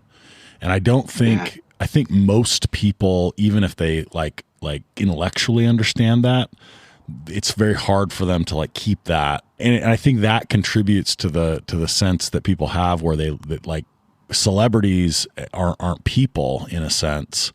And I don't mean like not people in a humanity sense, but like they're not the same, because they live differently because they're rich. They're not just famous, but they're rich. And I think once you start to realize that people that have that fame also have to make day-to-day decisions about their budget and whether or not they're going to get the HBO package, and whether or not gas is more expensive. You know what I mean? Like, it makes it more relatable in a way that I find endearing. I think that you realize like these are people that love their job and are passionate about it and do something that they're widely known for, but they're still just working a job and trying to take care of their family and thinking about when they're going to retire and all those things. And it's an interesting thing, but clearly you made it, right? Because most of them can't pay the bills with it. I made it in the sense that I'm going to get a SAG pension, but I mean, I left. My dad was sick. He's no longer with us. And then my mom's like, please don't tell me you're going back there. Like, she wanted me here. I ended up meeting my wife. I call Florida home, but it's interesting because to make SAG insurance, you guys think of medical insurance in the world right now. Mm-hmm. So to make SAG insurance, you have to make, let's say, $20,000 a year on a producer pension show, like something that's SAG produced. You have to make 20 grand and then you qualify. I'm throwing numbers out there. It's usually around 17, but 20 is a nice round number. You have to make $20,000 acting, and then you qualify for a like Blue Cross PPO the following year. I think that, which puts your numbers right on it, Nate, is about under 5% of all of SAG makes insurance, qualifies for insurance. Wow. And you're not even talking big money. You're talking, being able to make work to make $20K a year, which most people can't even live on. Or you can't live on Right. that. Right. Especially in Hollywood. Yeah. Yeah. So I mean, you're if you're making enough to survive, right, acting, you really are. I mean, you've done it. In any profession, that's awesome, right? Like in those hard to get ones. There's also those of us, like I said to you guys in the beginning, I was good at being Dave Ruby. I never would say like I was a master thespian, but I had a great run out there. I'd like to think if I was there, there's still one great show left in me, and maybe there will be one day after I get this knee replaced and my back fixed. But my back's okay, but my knee needs replacement. But the point is some of these people that I got to experience life with, they're so wicked smart. And that's something I don't think people realize. It's like David Duchovny and Hank Azaria, and for my friend Kevin Rahm and all these people, like, they probably could have done anything with like their Ivy League schooling and this and that. And they're like, they were great at looking something and memorizing it and dressing up and pretending to be that person. And I remember going back to the poker game at the time. Hank Azaria was married to Helen Hunt. So we would get to the game early, and Hank and Helen would be playing Jeopardy with those old handheld Jeopardy paddles. And like, I don't want to, like, you know, take all the wind out of myself, but I'm terrible at Jeopardy. I get like the $200 question like once in a blue moon, and I'm watching them get everything. Like everything right. And it's not even a great story, but I get goosebumps because I think like these people, they're so smart. It's just like, and it's like, I'm thinking I'm going around the poker table, Rich Eisen, Josh Molina, Richard Kind, like all these people, like I would get a script and I'd have to spend all night analyzing like one line, how to deliver it, how to remember it. On the sitcom, if they changed the line, I would be royally, watching my language now, but royally screwed. And the thing is just like these guys, you give them a change and boom, they get it. And the thing that's cool about a movie, or the thing that's cool about TV, and I don't know if other guests have hit on this, but like, give me one 1 hour drama that one of you loves. Just any drama. A TV, not a movie, a TV show. TV show. The Shield's my favorite of all time. Okay, go with The Shield. Which one? The Shield. Okay, so The Shield. The Shield is filmed over 8 days. That's how TV works. You literally work Monday, Tuesday, Wednesday, Thursday, Friday. You're off Saturday and Sunday, Monday, Tuesday, Wednesday. In 8 days, you film this 42 minutes of magic, because that's what you film for TV with commercials. So you worked on this 8-day schedule where there's one unit doing this, one unit doing that. The lines are memorized. The script is there. You're not waiting for a laughter from the crowd. And it's interesting because you could watch one episode of The Shield and laugh and cry and go, oh my God, I'm speechless, you know, whether it's Game of Thrones or The Shield or this and that, and you're just staring at the TV at the end. And then you could watch the worst freaking movie you've ever seen that took 3.5 months to film, and it's 90 minutes. I mean, that's why, like, I love movies. I love movies as much as this podcast, but I'm saying TV is also a very interesting venue when you think of a show that you love. That's all. It's done in 8 days opposed to 8 months. Yeah, and I mean the tide is turning. Obviously, that prestige TV, and it's becoming. I mean, where all the big actors from Hollywood are now transferring into TV. In fact, like just trying to pick out the ones that haven't done it is like, it's kind of surprising. It's like everybody now is doing TV in some form or another. It's kind of wild. I was talking to somebody the other day about like a book that was being made into a television show, and I've been super into limited series lately. And one of the things I recognized is, you know, the thing you get from a book, which is that rich detail and the kind of scope of a book that's even if the timeline of the book or the time scope of the book is relatively short, the sort of like, you know, amount that you get to digest is perfect for a series that's 5 or 8 episodes, right? Chernobyl. I mean, Chernobyl had plenty of time just to give that slow burn and really build up everything. Like, no, absolutely. And when it's but when it's finite, I mean, you're effectively watching a movie that just has the ability to give you breaks so that you can, you know, digest it like you would a book. And I got to think that, right, like, you know, not to be overly specific, but there's thousands and thousands and thousands of really great books, right, that have that character to them that haven't been made into put onto the screen. Because they couldn't do them justice. Because they can't do them justice, or there's just not enough outlets, right? But there's so many more outlets now because of streaming services, and it's so much more accepted as a format that I can't imagine. I'm just saying the pipeline is full of good content, and because now it's accepted, and because the acting is so elevated and the directing is so elevated, you got to think that like it's only going to get better. Yeah. Hey, look, I agree. I think some of the best TV is like Curb Your Enthusiasm, because you asked about ad lib earlier, and they just say, you know, we're going to fight about this pencil. action. Take us from A to B. And they let those brilliant directors, and that's one regret, is never being on that show. I didn't get to audition for it because that's what I love. I was an improv guy. I love the idea of what that show is because the confidence is through the roof. I don't have to worry about screwing up my line. I just want to get it from A to B and make sure you guys laugh at it. But, I just think, like, I turned on Netflix the other day, and there's a documentary called The Longest Third Date about a couple during COVID. He literally just films them on the third date going during COVID to, I don't even know where they went at this, but I think to Bali. And I ended up watching this an hour and 15 minutes. And I'm like, it wasn't great. It wasn't horrible. It was just, Netflix is like, we're going to tell people that they're going to watch this. And I watched it. And then I told my wife about it at dinner, and she's like, what the fuck are you watching? And I'm like, I don't know anymore. I don't know anymore because I have become a 16-year-old girl. That's what I watch. There's a lot of content. Yeah. Oh, man. What you guys did the podcast with the director from Rudy and Hoosiers, you guys are hitting on something that goes so beyond what some people are able to do creatively, because it's like, I said to myself while I was listening to that, Hoosiers is in my top 5. Me too. And I said to myself, who's getting the director of Hoosiers right now? To talk about, and then I'm hearing about the gym and I'm getting goosebumps while I'm driving on the turnpike. And there were lines, I remember that there are 2 types of stupid, the guy who runs around naked outside and the guy who does it in my living room. The first one I don't have to deal with. The second one I kind of got to take care of. And it's like, it's just great. And it's like, this isn't, I'm not calling this the Dave Ruby, tell Bevs how great they are, but I just want to let you guys know it's so outside the box, and I think it's brilliant. I really do. Appreciate that. Thank you so much. And it's like, man. I look forward to listening to more of these.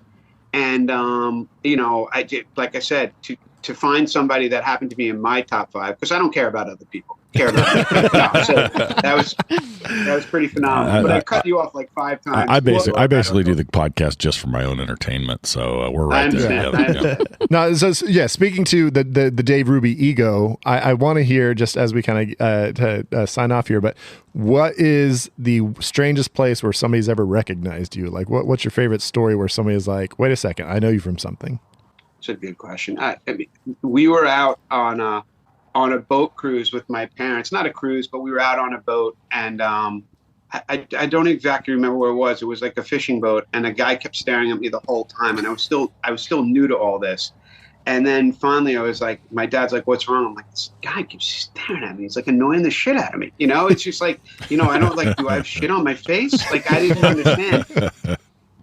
And the thing is that his favorite commercial was Meow Mix, was Baxter, it's Baxter, and then he came over to me, and it wasn't a time of iPhones and this and that. It was like more of a Kodak click thing.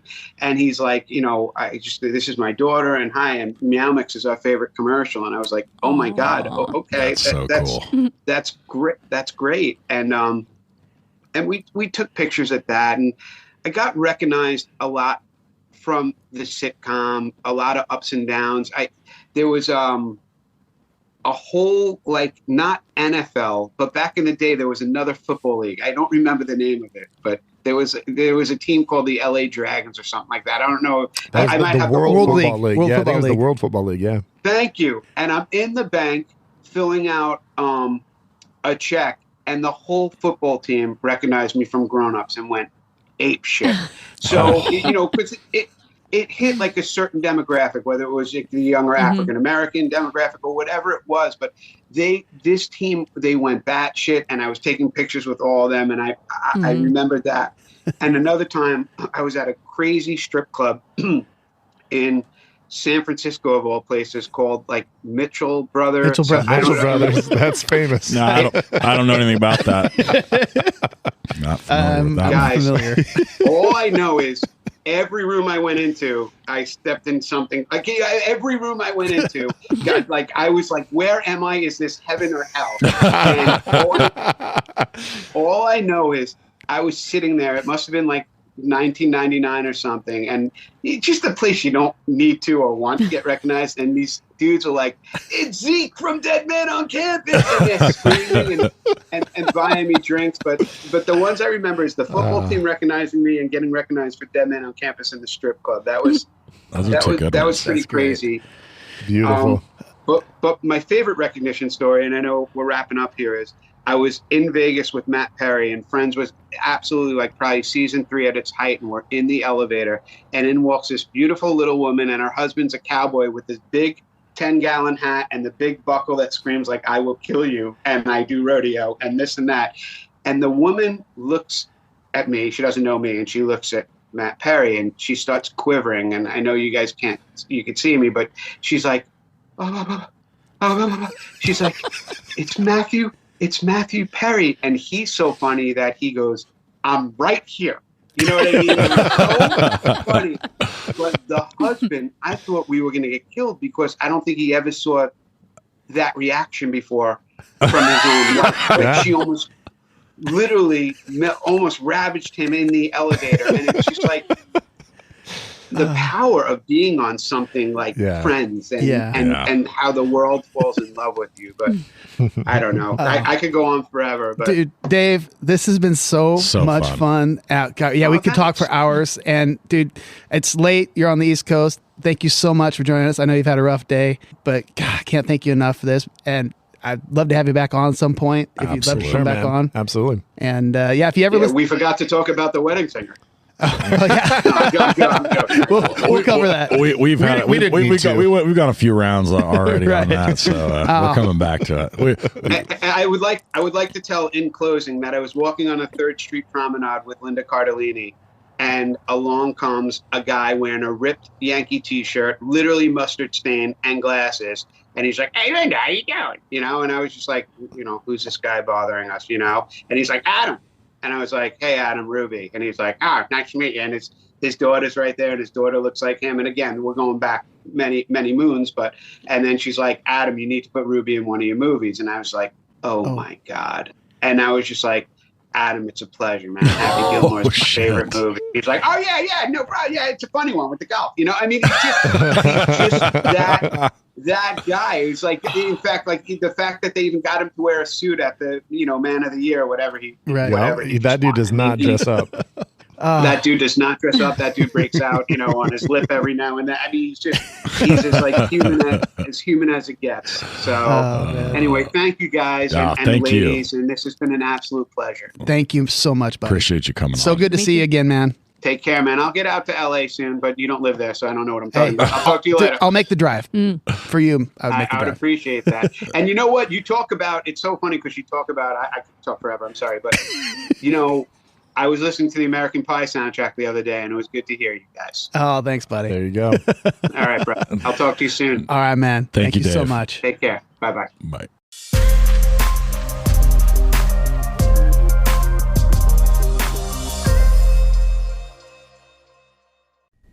Hey movie lovers, it's Jackson here from the Back to the Blockbuster podcast. If you've ever wanted to hear an amateur cinephile and an industry professional chat about film and television, then look no further, because every week my co-host Gaius and I, we bring you the latest industry news, break down the most recent trailers, try to beat the box office with our weekly predictions, and dive into our favorite movies on their anniversaries. And every second Friday, you can look forward to the Back to the Blockbuster spin-off, Deep Dives with Owen and Gaius, where the duo dissects a movie of their own choice. All this and more wherever you get your podcasts.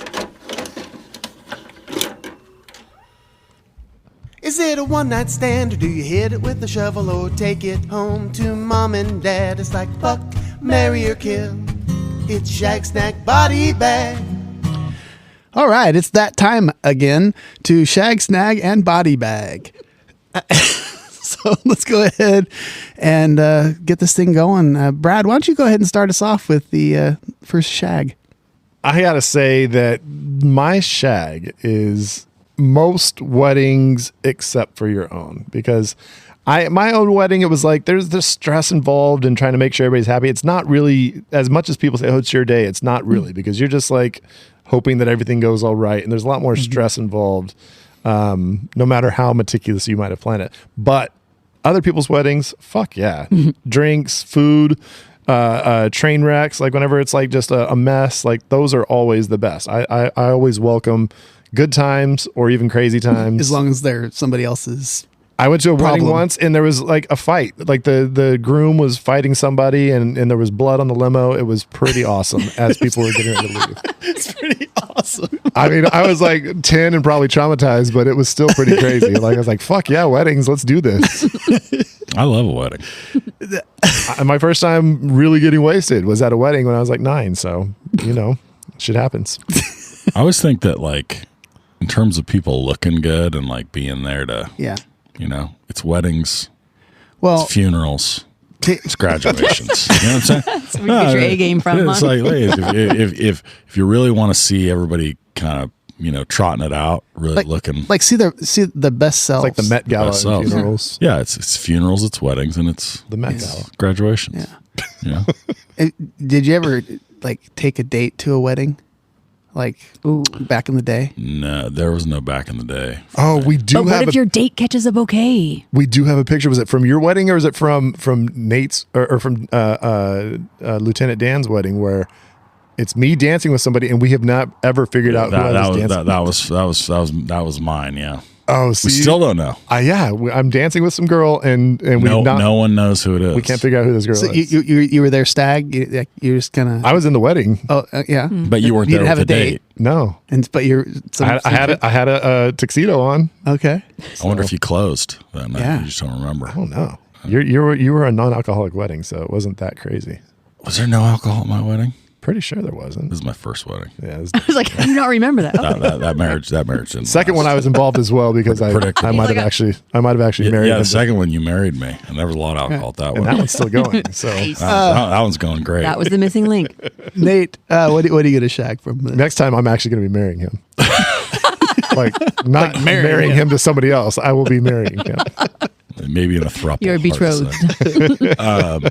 I'm shagging the Sandler team. So like there's a he has this crew that rotates through, and like this one doesn't feature it, but Rob Schneider sort of like shows up in a lot. Steve Buscemi off and on, John Lovitz, and then sort of like slightly lesser known, but the one that in Wedding Singer plays the limo driver friend. And Right. He's the caddy in Happy Gilmore. Exactly. So there's a bunch of characters, and I just love it that that cast that mixes in and has these cameos, even as they get more famous, is a big part of what I look forward to in the movies because they're so funny and they're sort of like they play it in exactly the right way for their roles in a lot of these cases. So I think they're great in this. As good this might be near peak for the sort of cameos from his friends. It's just cool that he fucking employs his friends all the time. There's definitely some guys that you'd think, would they have a career? I don't know. Would Alan Covert be anything? Would he have his own movie, Grandma's Boy? Probably not. If he didn't. The quarterback from Waterboy was in Right. this too, and it's like when in the Waterboy he's not that great of an actor, but at the same time he's doing just funny, fine, though. and He it's is funny, funny. and he's got the right people around him, and then he goes and like after he gets his like fuck you money, he's like let's just do Grown Ups and just do a bunch of crazy shit that we didn't get to do when we were kids, and just as adults we'll have fun. We'll be married to hot chicks, and Love it. we'll do 2 of those movies for fun, and we'll just make shit movies too. Who gives a fuck? We're all having fun together. But the quarterback, the Mud Dogs quarterback guy, he's also in Grandma's Boy. He's the drug dealer. And Is he pretty solid? oh, he's fucking hilarious, dude. I gotta watch He's this movie great. at some point. I think I don't know what the fuck you think. I don't know what you like. No one knows. I think I'll watch it probably sooner than I did Shawshank. So Yeah. I honestly though, it's the kind of stupid that I think you would appreciate because there's really not much of a story. all right. Anyway. Yeah, that's right up Grandma's God's alley. great, yeah. No plot, no feelings of any kind. That's perfect. I'm gonna shag songs that start off serious and then just get fucked up and twisted. Kind of like the song he sang about what was the bitch's name that left him. Linda. When I think of you, Linda, I hope you fucking choke. And it starts off just kind of nice and pretty. It's just like a little song, and she thinks he's gonna sing this little sad it's song. just rage metal. He just rage mode, and it's so great. And I love doing that. That's something that I write songs that are fucked up and twisted. I have a song called "Lactating Woman."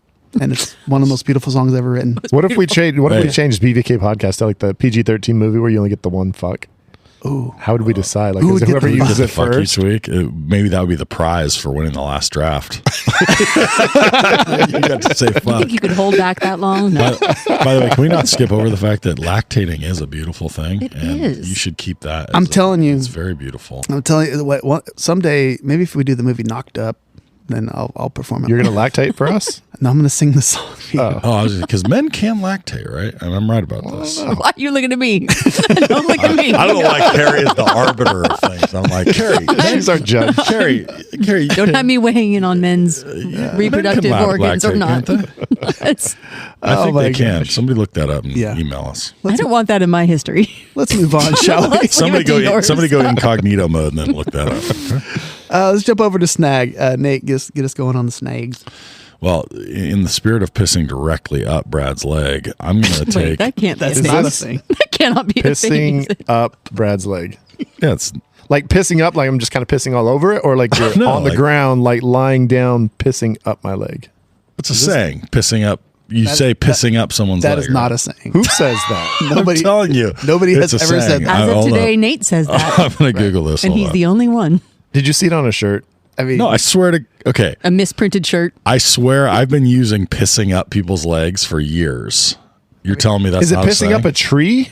I mean, Oh, maybe it's pissing up a tree. Hold on. Oh, he really wants your leg, hold on. I think you might be right. Oh, Or he wants shit. my leg. Piss up a tree sounds I familiar. mean, I do Wait a have tree minute. trunks for legs. I mean, I'm picturing ladies. pissing Piss up up a a leg. tree is a song by Face Nag. My favorite band. I've got all their Is albums. piss up a tree a saying? Pissing up a tree. That sounds familiar. Piss More up- than pissing up my leg. Piss Up a Rope is a song by a band called Ween. You Okay, should- shit. should- I'm we telling got. you should Google that. I've been saying this for years. You've I been was saying sure. you're going to piss up I've been around your Brad's life. I don't leg remember. for I don't years? remember. Oh, Who do you not say just this Brad. to? Is your cock I think I U mostly shaped say it, so you can I actually think I mostly get it? say it at work. Oh, that's even better. Absolutely suitable. Okay, somebody please weigh in on this. All right. But yeah, I'm going to piss up Brad's shorts. As I walk by. I'm going to lay down on the ground and then just sneak attack him. Okay. Just start pissing. I'll stay away from you at the beach. I want to snag. I want to snag the chemistry between Sandler and Drew Barrymore. So this movie and 50 First Dates are two of my absolute top 20 rom-coms for sure. They then did Blended. That's dog shit, so I'm ignoring that. But those two for me are as good as it gets in terms of a pair. In fact, is there another rom-com team that we would say? I mean, Tom Hanks and Meg Ryan have to be the only other ones that I would say are in That have So done you're saying multiple they took movies. the crown afterwards? No, I think Hanks and Ryan are still. I mean, Sleeps in Seattle and You've Got Mail. That's a better 1-2 punch, but it's damn close. And then Sandler and Kevin James. Don't make it weird. Did Don't make it weird. McConaughey and Kate Hudson. Kate Hudson, did they do a couple together or they just do one? She did 10 Ways to Seems like she had Lose a a Man bunch. or something. How to Lose a Man in 10 Days. How to Lose 10 Days, and then they also did one called. No, maybe that's it. Yeah, I don't know. I don't watch Carrie? those Yeah. shitty movies. Carrie, can you weigh in here? Have you figured out men can lactate? Are you trying to turn her? What Still was on what that. was going to be our name for our assistant that we were Ziggy. going to have? Ziggy. Are you trying to turn Carrie Carrie's the new Ziggy? Ziggy? Is that like a She's been taking version of notes. Clippy? Yeah, you're our Clippy. All right, so Ask Siri, so but that's ask my- Ziggy. I'm pissing up Brad's leg with Drew Barrymore and Adam My Sandler. shorts are now soaked. Brad, have you snagged yet? No, don't even but remember. I'm going to snag Steve Buscemi because that guy, whenever he's on screen, he's just magical because you don't know what you're going to get. It might be heartfelt. It might be crazy. It might be wacky. It might be angry. I mean, you can get a lot of different versions of him. He's always going to be entertaining, and he can do just the perfect little cameo in so many different movies. And, Donnie, Love him. he's never out of his league. He's always one of those guys you see on screen and you're like, I just like that guy. There's something about him. Just Pull off anything? Yeah. Is it possible that it's his 75 teeth? It could be. He's always pointing you in the right direction. Chompers. They all get a line. I got to give props to anybody that gets by with some type of little noticeable thing like that, where it's just that becomes their little Right. He couldn't have been the Hollywood catch, right? yeah. I don't think he's going to be. I don't think he's 100 most beautiful people or whatever it is. Well, he's Probably didn't make the list. Crazy but he's got, and his But he's a voice is badass. kind of funny, and like he's got those like sort of like very prominent eyes. Prominent. But That's you don't really point the same direction. He looks like he They're came straight out of goggly- rehab. they're googly eyes, He looks like okay? he came straight out of rehab. But you know what? Like it's like he was drawn by a uses that 6-year-old. because he stands out. It helps him stand out, right? In some ways, it's like, and you know what? Chicks kind of dig guys that stand out. Am I right, Carrie? Again. It's Ziggy. I mean, sorry, she only responds to Ziggy now. Weigh in on this here. All right, I'm going to snag jokes that are about the future. Like these are the kind of jokes that Brad really loves in movies that are really cheesy and corny, and so like Which one? in this one, like what he's talks about, get out of my Van Halen t-shirt before the band breaks up to Linda. Or like when they're talking to her, when they're not really pretending to be a couple. They say they're brother and sister because she thinks they're a couple. Oh, yeah, that's good. Yeah, and then she's like, "You guys just look like one of those couples that stay together forever, like Donald Nirvana and Bert and Lonnie." And so these jokes, like they didn't really. The stay Michael together. Jackson outfit I thought was pretty damn ridiculous. Like That he was has the kinda- glove on and everything. I don't know. That was a little bit silly. You didn't like something that was silly, Brad? That's weird. Me and my weird tastes. All right. At least he doesn't piss up legs. Body bag. I'm going to go ahead and start us off with the body bags. And even though it was a good scene and I did like the way it happened, I don't like wedding speeches because it reminds me of real wedding speeches. I'm always uncomfortable. I've played so many different weddings, and every time the speeches start, I literally find an excuse to go to the bathroom or find something somewhere to hide. I cannot handle it. And it just because it's always some stupid story that doesn't make sense. It's always awkward. Some bridesmaid saying, "You won't believe this, but she did this." What percentage of wedding speeches would you say are good? Like Some people are good at them. You're good at them. no, I give a fuck. I kill a wedding speech. I'm not humble about that. Maybe a sibling if they're not too drunk, but any of the friends, all bets are off because they get into before they met each other. If they stay serious, and heartfelt, they're usually pretty good. But if they try to make it funny and they're not a naturally funny person, it's never good. Oh, Might keep leave. Yeah. That's bad. Or if they're just weird, like my brother, they chew on the microphone and then talk about how hot your mother-in-law is. So That was a great that speech. really happened? Don't yell at me. 100%. I was there for that. Yeah. That was amazing. One of our listeners, Josh in Colorado, he's an amazing wedding speecher. Speecher. Yeah, that's So, the next movie. He gives a great speech, and so shout out to you, buddy. Who's bagging? I'll body bag. We've got, present company excluded. I know you've played many a wedding, but I'm body bagging wedding bands. Like, it doesn't make any sense to me why you would get a band at your wedding that's going to not be able to play all the songs that you want and not even the style that you want. You might want a variety of stuff, and it's going to be very hard to find that band that can kind of do everything. You want to hear some Lady Gaga, and they got a male lead singer. Yeah, it's just it's a little bit weird, and so even just DJs, shitty DJs, if there's DJs that just want to play the chicken dance and all that nonsense, I'm like, get the fuck out of here. Play exactly what I want. This is my day.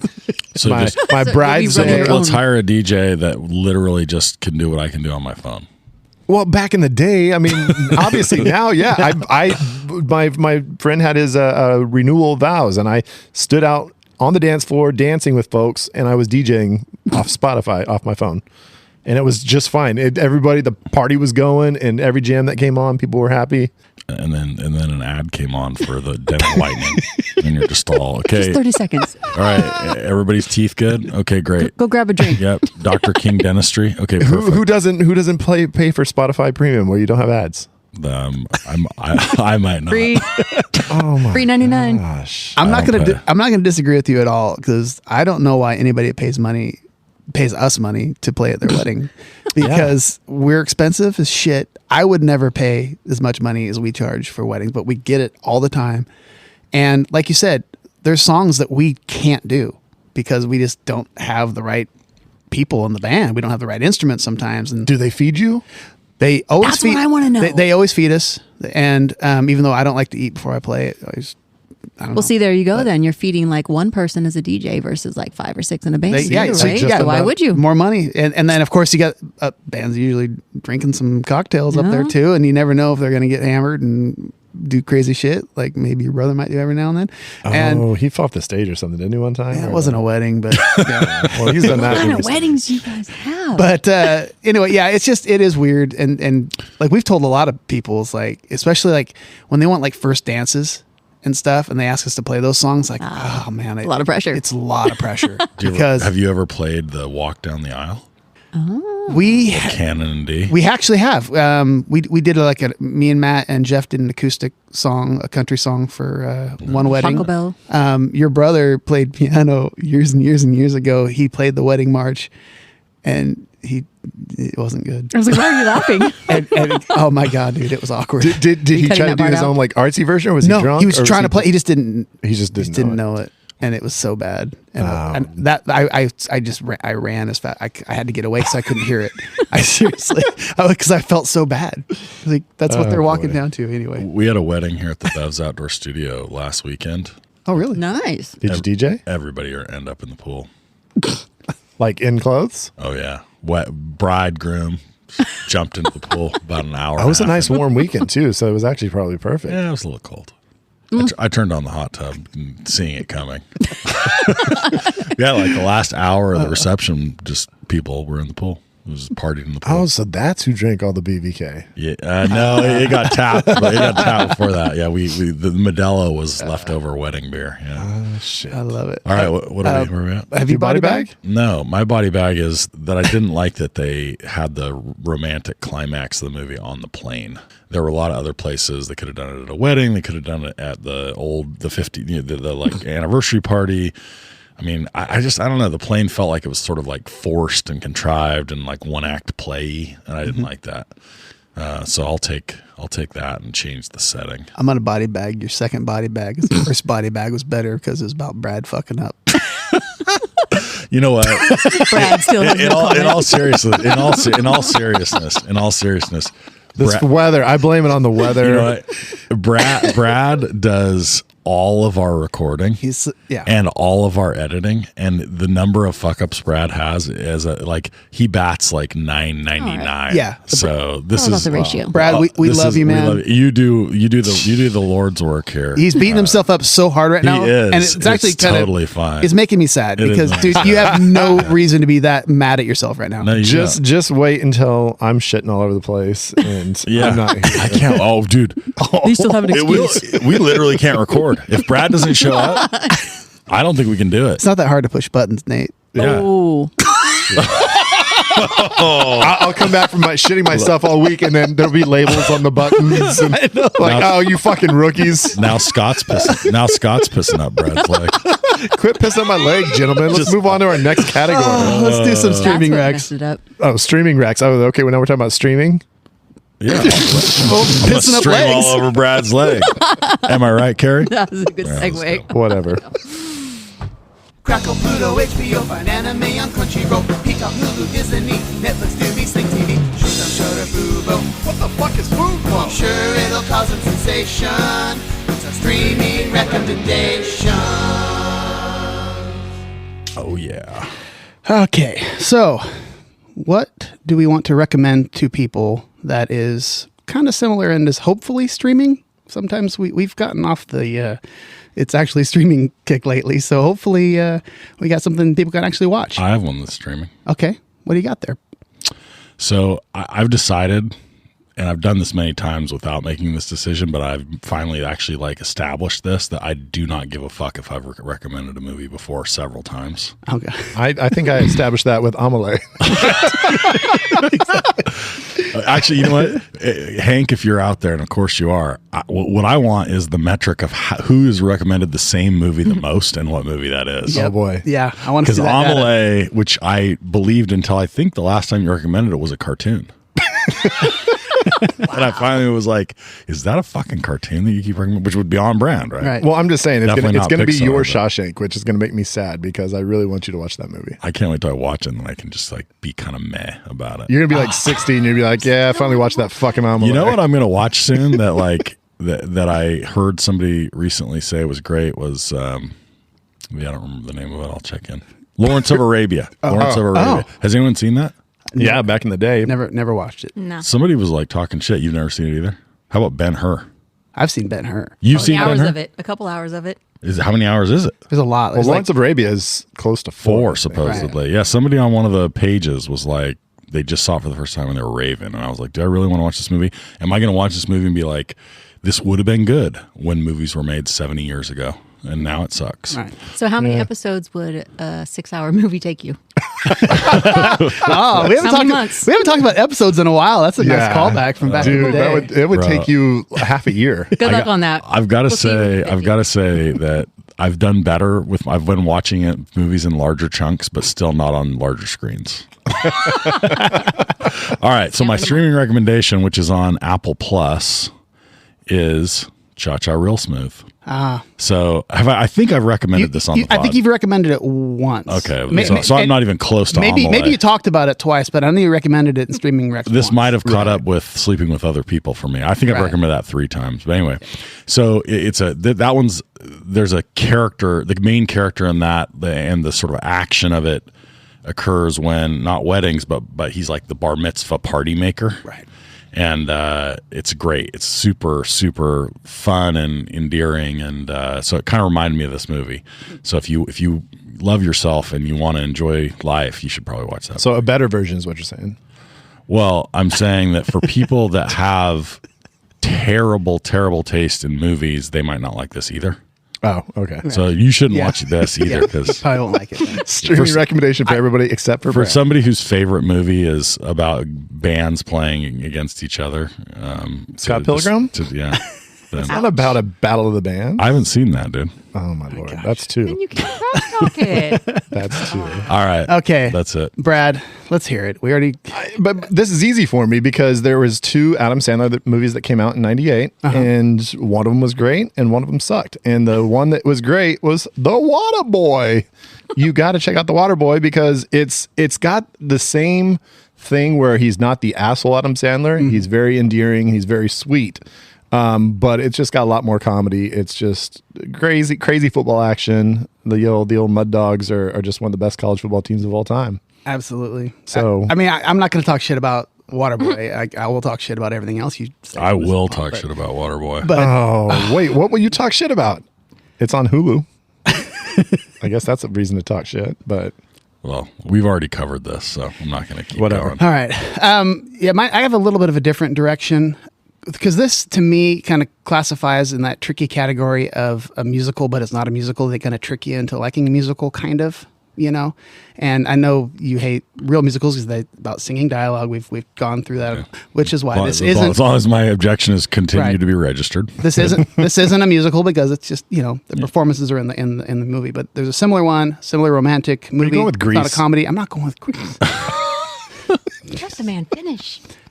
I'm gonna I may have recommended this. You might have recommended this, but I'm gonna recommend Once. Oh, that's a great movie. okay. Once is just a fantastic movie. Glenn Hansard and Marketa Erglova, I believe. I don't know. how you Gorgeous pronounce song. it. And this is the amazing dude that songs. he did Sing Street, correct? No, No, he did not do Sing Street. Oh, my bad. So He did Begin Again Okay. and one more. Did well, he was in the Commitments.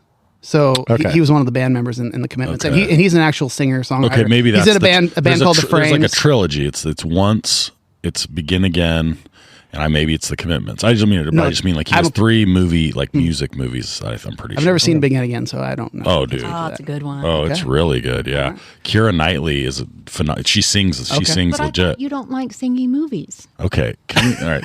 I love that one. So I'm shocked. So okay. So this is a great segue that Carrie offered because I want to get into this shit again. By the way, it's on Wait, Hulu. how and when did you see Begin Again? Before or after you hated singing movies? Okay. This is my clarification. The musical to describe movies where there are lots of songs and also movies where there is singing dialogue, to call them both musicals is like the biggest travesty in music name and nomenclature. So what's the other one called? The not musical. Is like a good movie.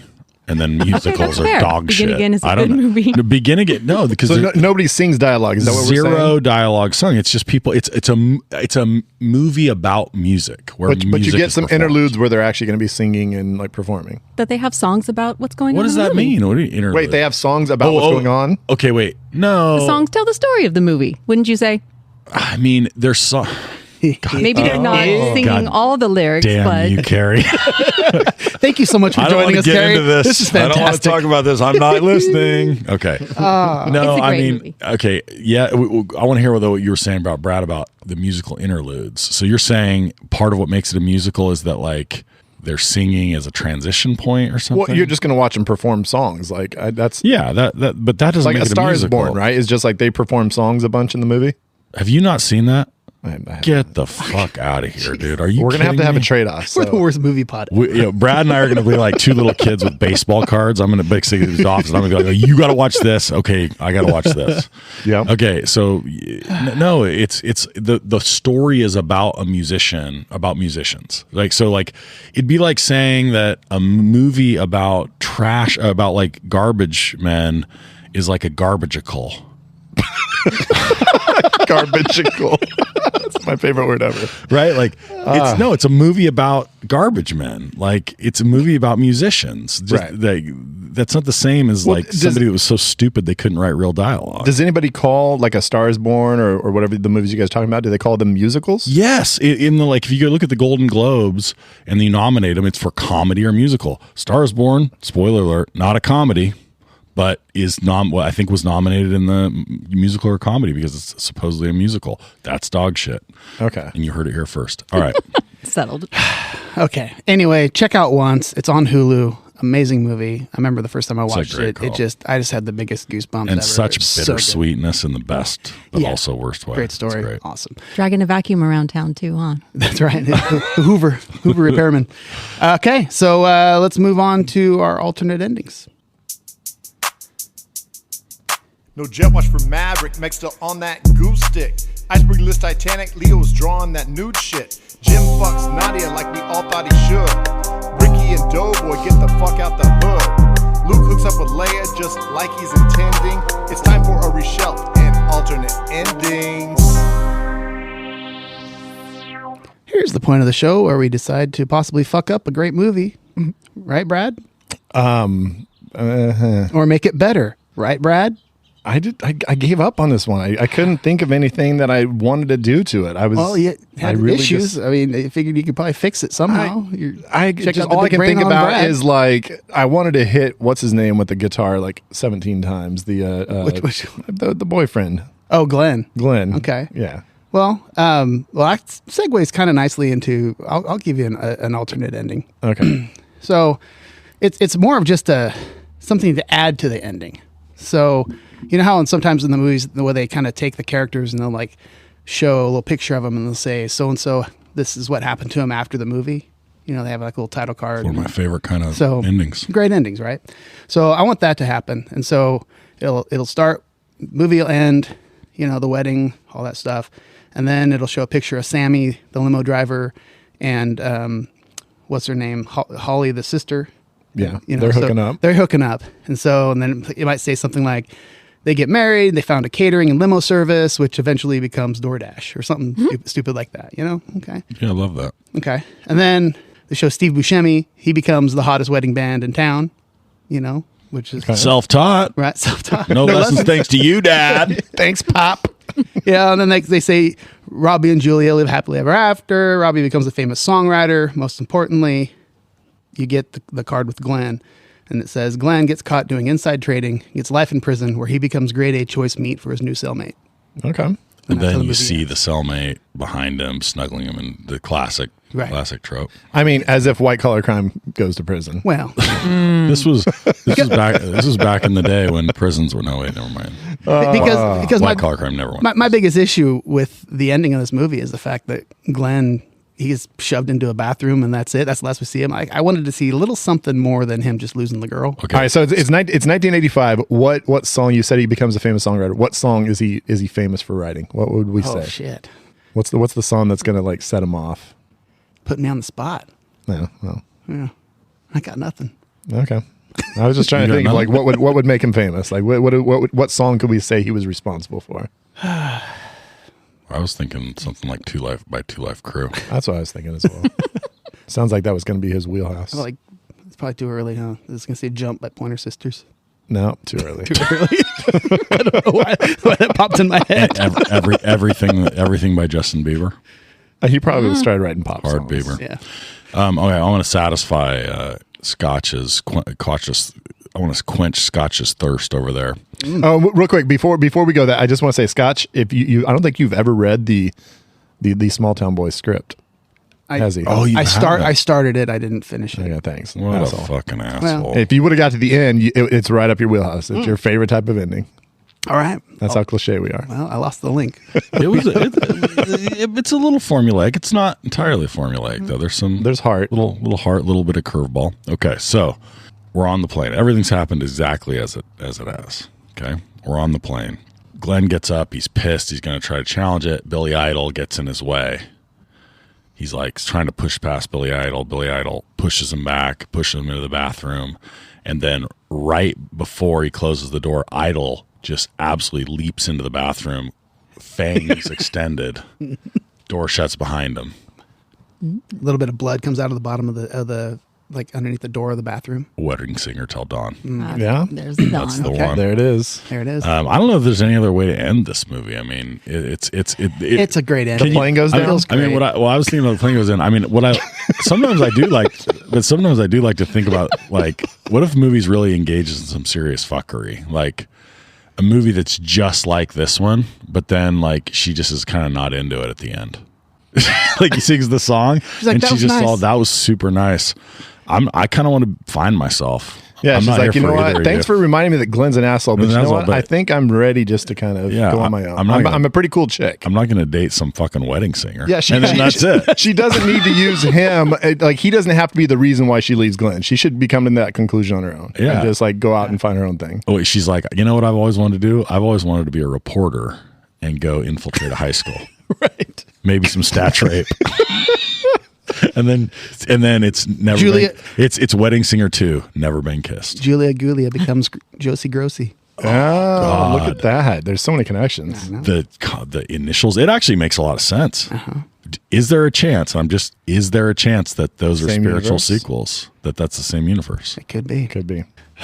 All right. Well, that was great. Talked about Wedding Singer. Got everything out of there. Obviously, Brad doesn't know what the fuck he's talking about. But I don't think I will ever talk about this movie again. all right, whatever. Anyway, I had a great Glad I got it out of my time. system. I enjoyed myself. Love the movie. Hope you guys had a good time.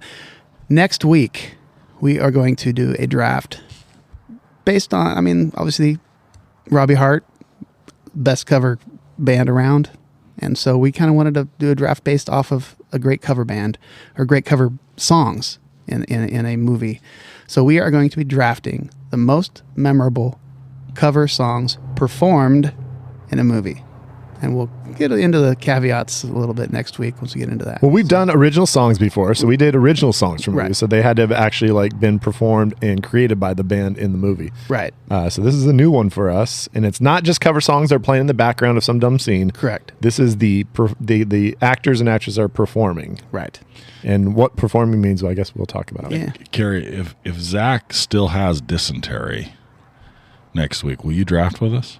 Absolutely. Oh, Dude, yeah. That's fantastic. I wonder, this is one of those situations where it's like, somebody gets hurt mid-season and then we bring somebody up, call them up, and then they just... Maybe she'll just They just don't ever give the position up. Zach take may his- never take come his spot. back. Yeah. Put me in, coach. Yeah. There you go. I'm telling you, Love it. Zach. She's ready to play It was a today. good run, Awesome. Zach, but you're out. So, yep. I'm sorry for your Sorry, buddy. illness. It's been fun. Sorry for your butthole. But no, yeah, we'll have a guest come on and judge us, and we have some exciting stuff to talk about with him. He's actually a member of Brad's brother's band. That isn't me. Oh, boy. And Haven't thought about those guys We'll in a talk to while. him. I know. Catalina Wine Mixer tickets go on sale in a month. That is, June 1st. So watch our socials. We will let you know where post to get it. those tickets. It's It's going to be the best, folks. Oh, my God. It's going to basically be like Bev's Video Kingdom with like a side of Set Brothers. Yeah. It's like, And just a lot of chaos and good food and good drinks. yeah. So come. Yeah. Buy tickets. Winning combination. Yeah, absolutely. Bye-bye.